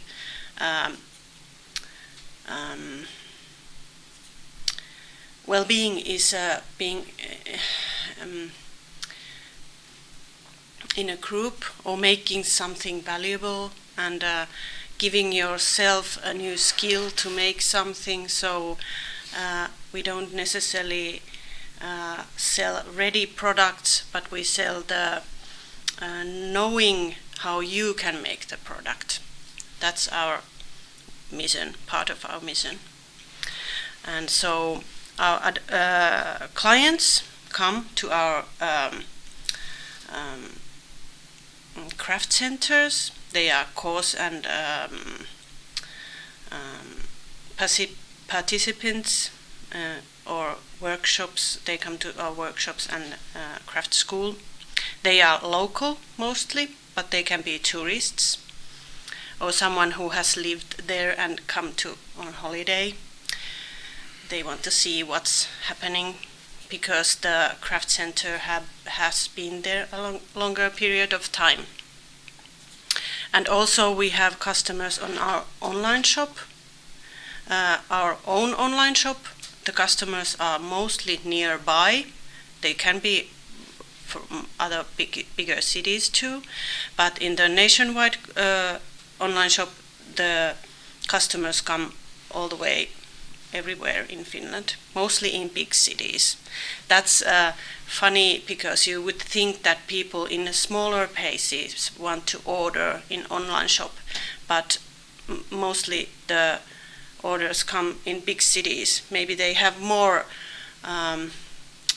these inspire or something or maybe just because there are more people, so the percentage, the orders come in bigger cities. And our products are mostly these do-it-yourself packages and materials and course and workshop products. There's how to make knitwear, macrames, rugs, paper lamps. Here in this picture you can see there's this punch needle artwork, the bird on the shelf. That's really popular at the moment. And these macrame wreaths you can hang on the wall or in a window. That's our new and exciting thing that people like to buy and make themselves at home, or buy and come to make them in our workshops. Or maybe they like to give it to someone else and they do it together. And so these DIY packages and materials come first. Then is our own products that are made in Kankuri, handmade home textiles and prints in these patterns. And also we sell products of regional craftsmen, ceramics, prints, books, accessories, interior decoration products, home textiles. And then we have to think our strengths and what is our competitive advantage. The situation of the industry is examined by a certain area, like in our case the Ostrobotnian area. Why is the customer buying your company's product or service? What makes us so special and different? The market area and our competitive advantages are at our shop.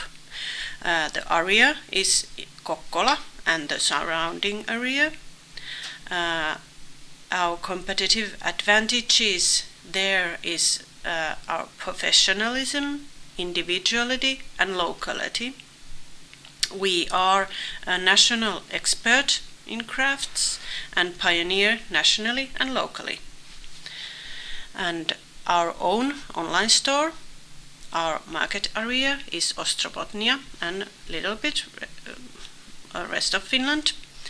And our advantages are easy access, because it's online, and domesticity and Ostrobotnian style and design. People like our unique styling in the products. And the nationwide online store has the same competitive advantages, but it's the market area is the whole Finland. We have there less products but a bigger market area than our own online store.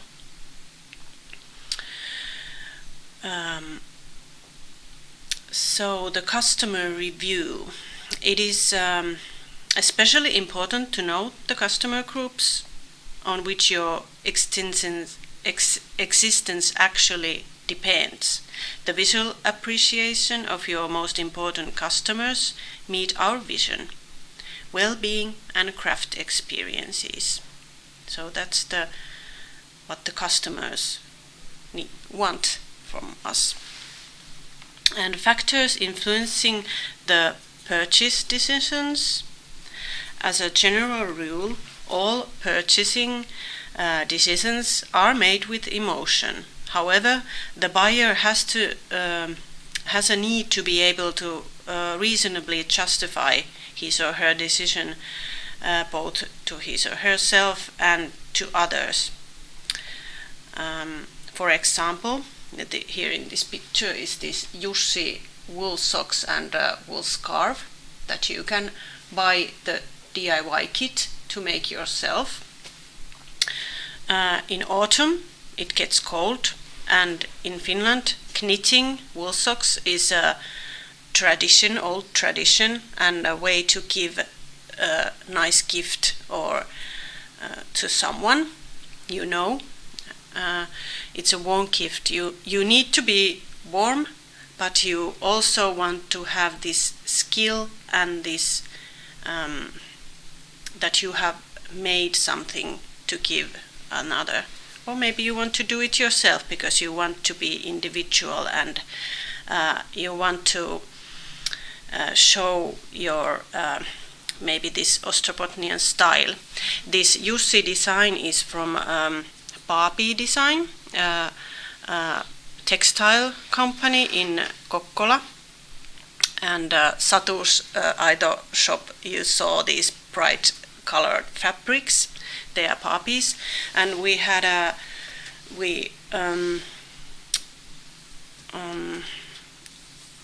asked the founder of Paapi, Annina, to design a knitwear model for this pink ribbon campaign that's in every autumn in Finland.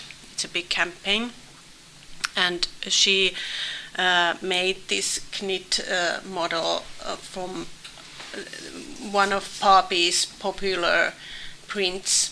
So it was really nice, and people combine it to our area, and it's nice that they can make the print themselves now that it's in knitwear instruction.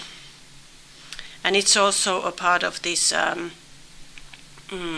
pink ribbon campaign against cancer and women's breast cancer, so it's a good cause also. The yarns are giving 10% to this campaign every year. So when you're purchasing this with emotion, however, you have a need to be warm. So there's both things considered. And then the importance of our products to our business, as well as assessing the importance of our customers to our business. We also assess the situation and development prospects of our products and services.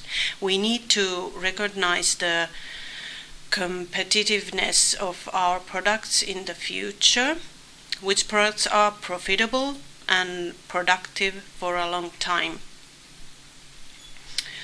Durable, distinctive design, durability and long-term availability on materials is reliability and good quality. These are important things to have in a product that lasts for a long time, and we can manufacture it and sell it for a long time.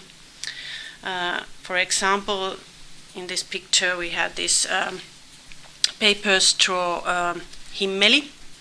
It's a traditional Finnish technique, usually made in a rice straw, but it's really delicate material, and we made it with these eco-friendly paper straws, and it's bigger and it's a bit easier to make than these traditional rice straw himmeli.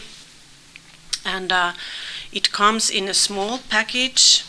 You saw it in Ireland. We sold it in their this Christmas event we were a year ago, and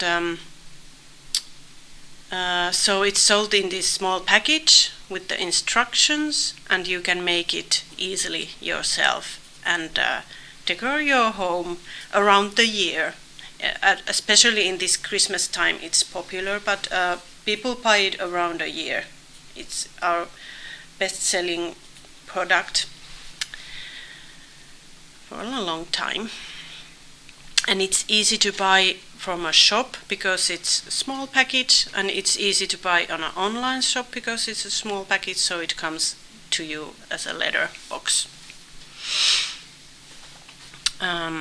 So that's a good product. Profitability strategy. Improving profitability is crystallized in 5 possible ways: streamlining existing business, pruning of products, pruning customers, combination of these above, improving your sales. For example, in the current situation, as I told earlier, we reduced our store space by merging store and exchange rate space and reducing inventory. At the same time, we cut products from a range that was no longer so profitable. We raised the prices of the popular products.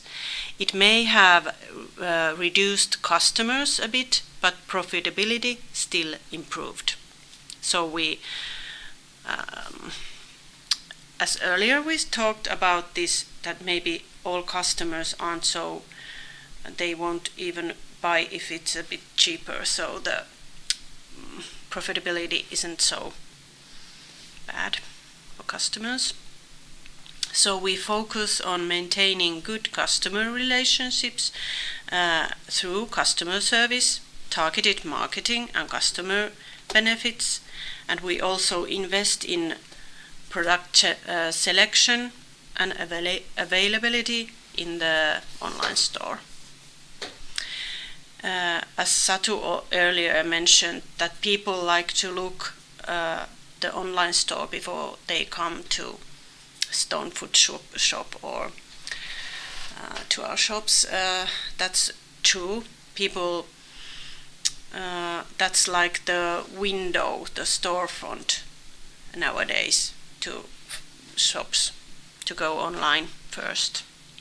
And the pricing has to be there same.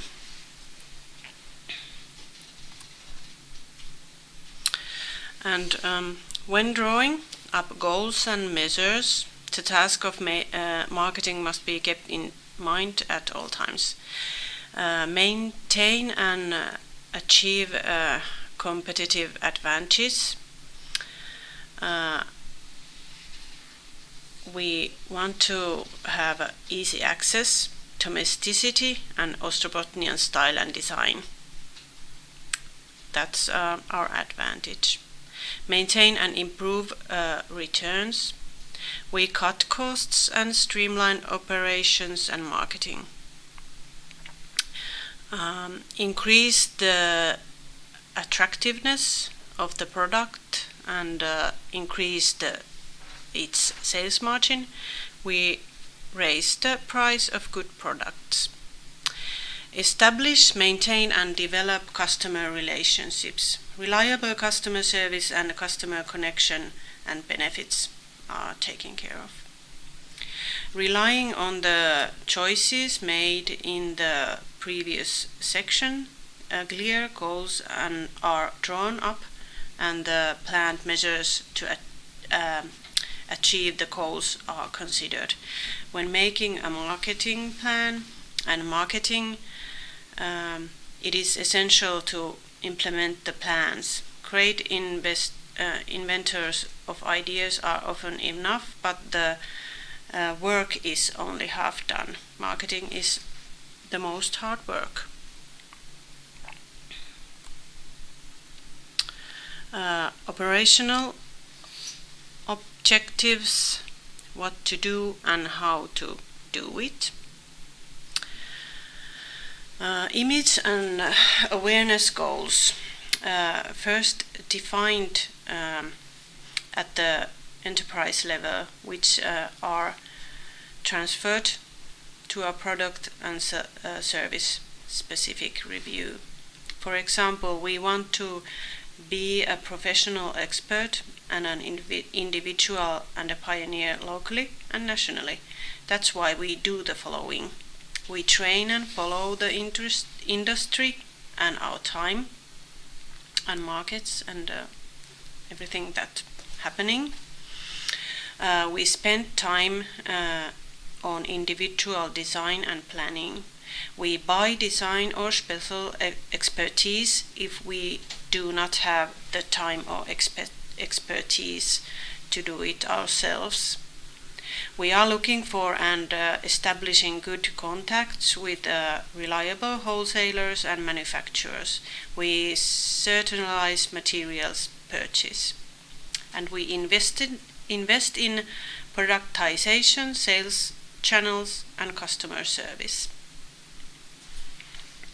Like earlier, Heini and Satu, same points. And then there's this financial goals, ambitious enough but realistic to achieve. So sales targets.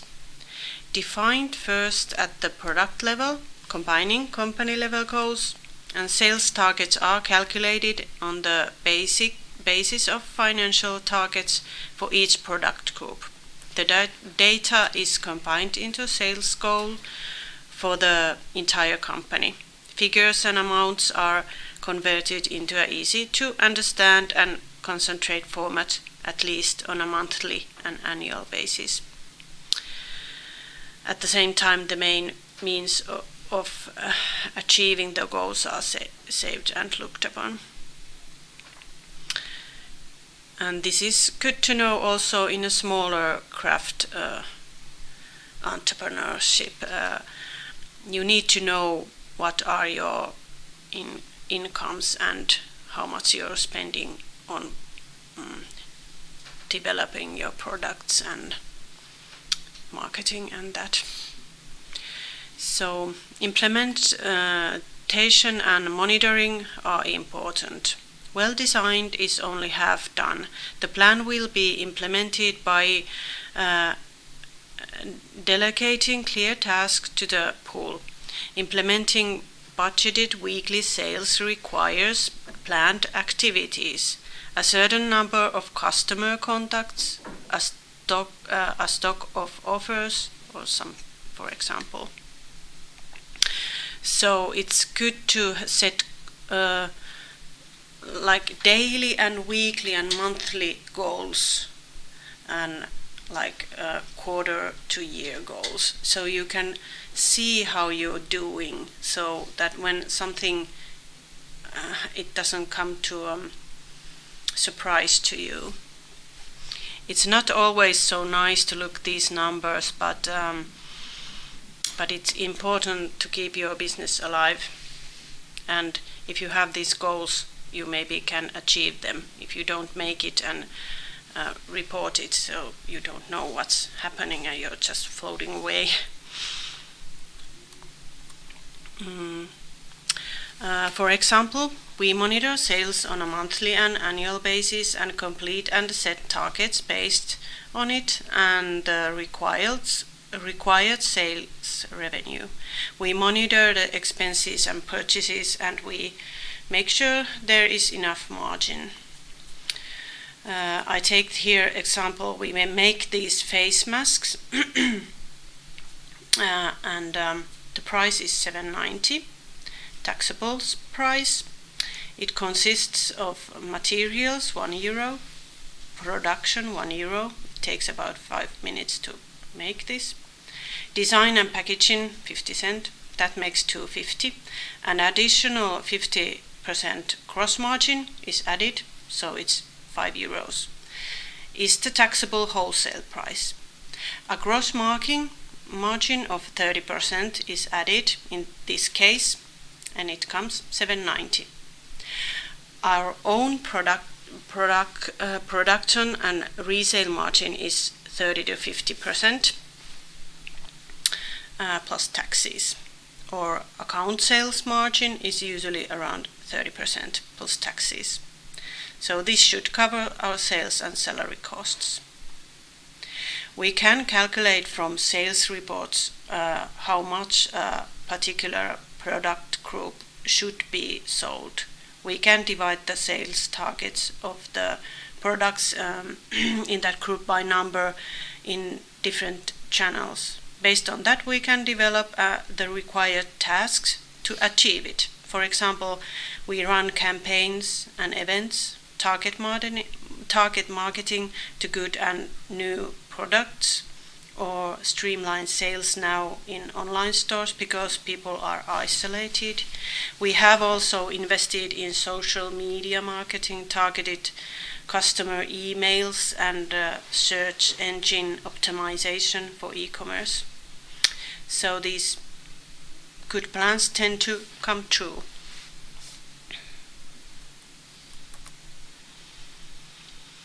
Am I going too fast? Yeah. Okay, so then there's this pop-up shop and great opportunity for craft workers and also for storefront and online store. Here's a picture of our shop at Taitocraft shop, Kankuri.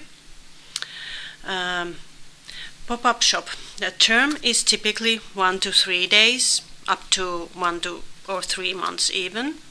Location is usually high foot traffic areas such as city centers, malls and busy streets. And price, it's much lower than a traditional store, typically paid upfront. And can use it to launch a new product, generate awareness, move even inventory, introduce collaborations, increase the cool factor. For online shops, it's a good way to connect with customers.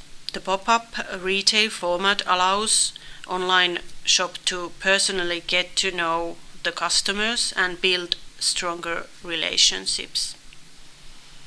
And if you have an online shop, you can sell more because many purchases are still completed offline.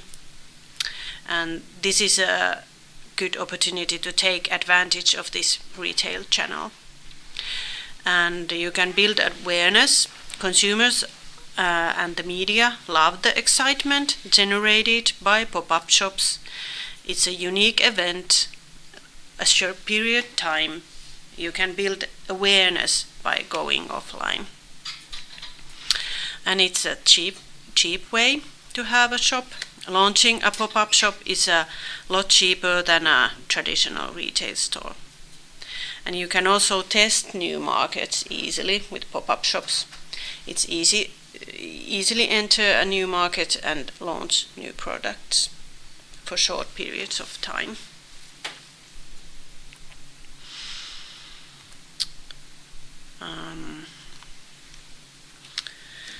In pop-up shops, the merchant has easy access to customer contact. So for online merchants, for example, they are good opportunities to get feedback and be remembered in a new way. For new entrepreneurs, pop-up shops are inexpensive channels for testing business idea and sales.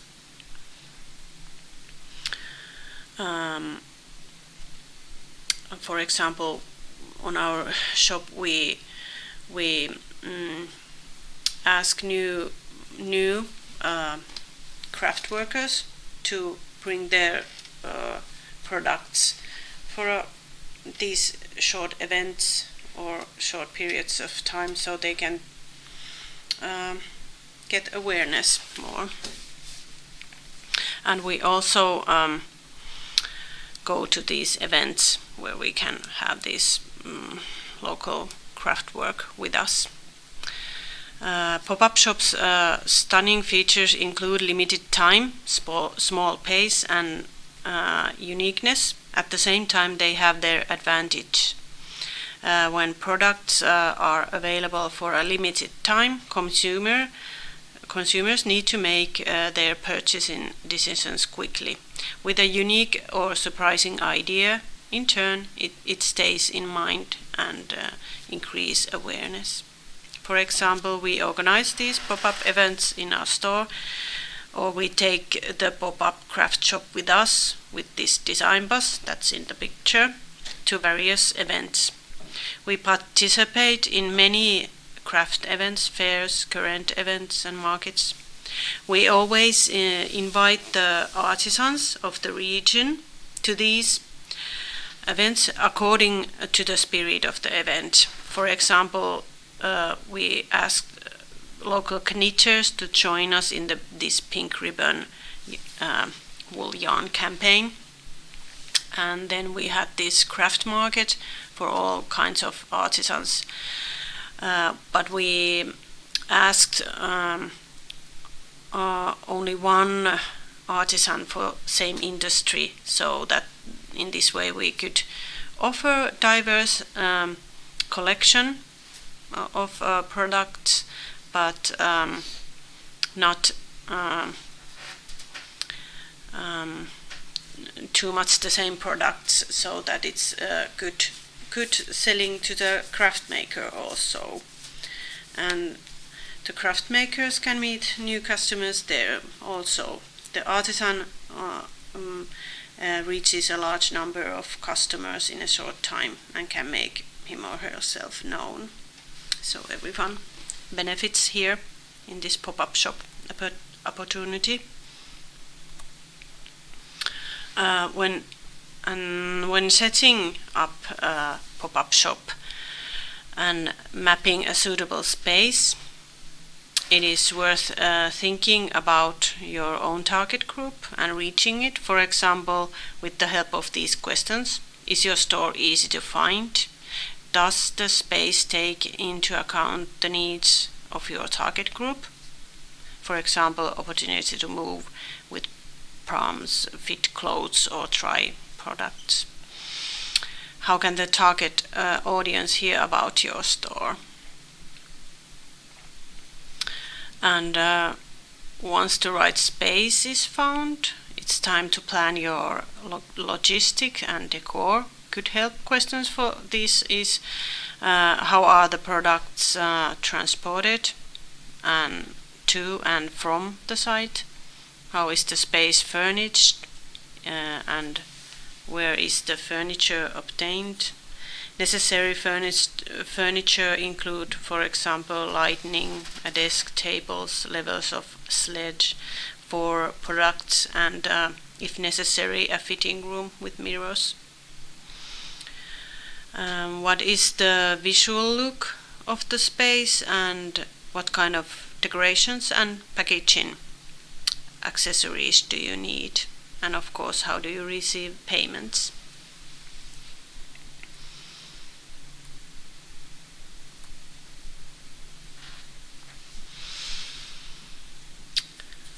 And consumers have become accustomed to shopping regardless of time and space. and e-commerce has continued to make a profit throughout the 21st century. Since consumers are already online, the merchant should also invest in it. Consumers move a lot between different channels. They search for product information online, track and share products and company reviews online, and chat with company and customer service representatives on social media, in-store and e-commerce chat and events. When consumers are numerous different shopping channels and media, it is natural that merchants also seek the same channels.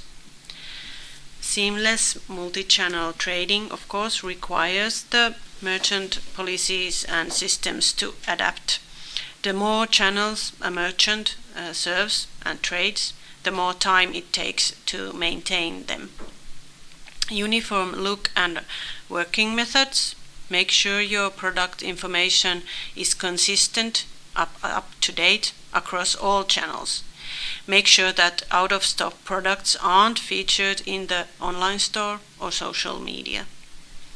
Invest in customer service. A customer who arrives at a brick-and-mortar store may have searched for information online in advance, so he or she appreciates your staff ability to serve them expertly and offer advice, so they have not received online. Respond quickly to messages coming through the network and social media, and make sure your look is consistent across e-commerce, social media and storefronts. Capturing and replying to messages doesn't necessarily require a lot of effort, because it's handled by devices you use anyway every day.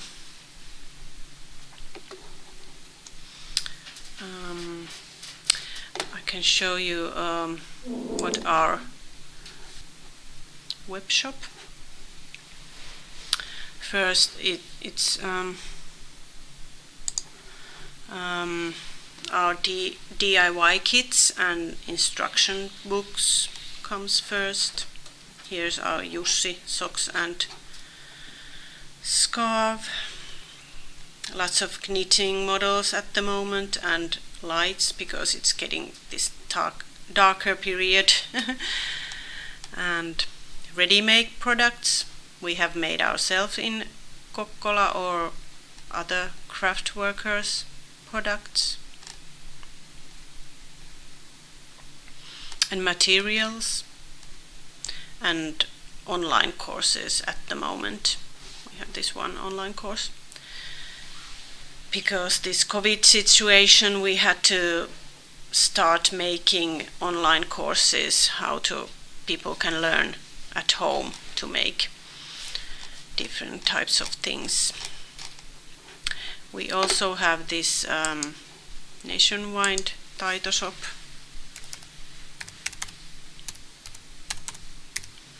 I can show you that, where we sell our products also. Our do-it-yourself kits. Let's see what we have here. This is our product. This Astrantia bellis and anemone macrame wall decoration. And here is our himmeli, our macrame for flowers, and Jussi scarf and socks. So there's also nice craft work there.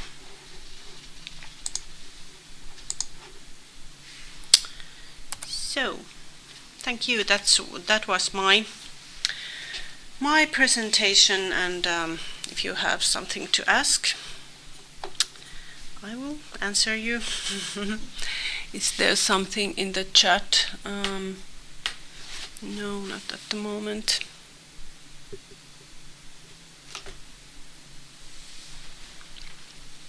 There was a lot of same topics, so I didn't go further necessarily, but I think that it's nice to hear to open a bit how the shops work, so it's not so mysterious. It's just I think that lots of shops have the same problems and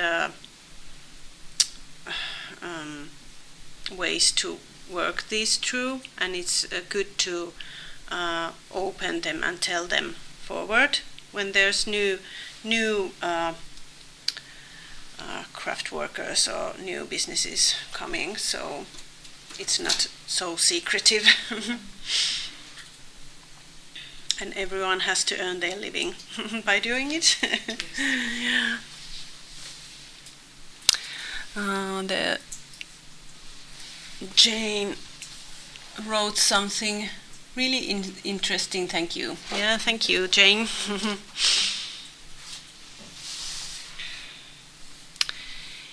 Yes.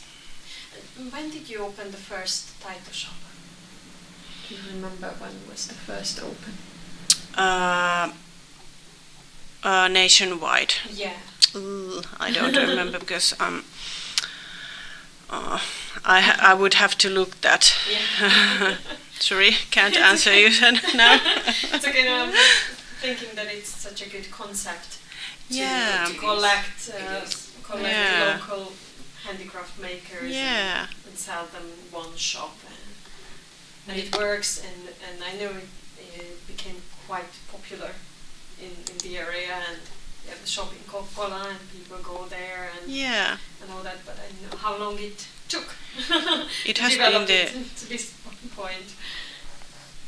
Well, we have developed it in these last few years, and now even more to this online shop, and how we work as a retailer also, and how we manufacture our products and sell them to other retailers. This pricing is also been good. We have to learn it also as a craft worker, because we tend to sell it too cheap at first, and then when we are making it, we should think that we maybe sell it to retailers and they want their profit too. So many times as a craft worker you should put your price higher than in the beginning you think you would go for. But we want to teach these traditional techniques, how to make different craft work, and in these times people have got comfort in it. They have something to do, and this healthy living and this type of thinking is more coming to popular, and people who are not used to do craft work are interested in this also, like yoga and this type of thing. It's meditating, and craft work is a bit like meditating. Yeah. So there's this factor of well-being in there. There's extensive activities. Thank you, Marika. Yeah, thank you.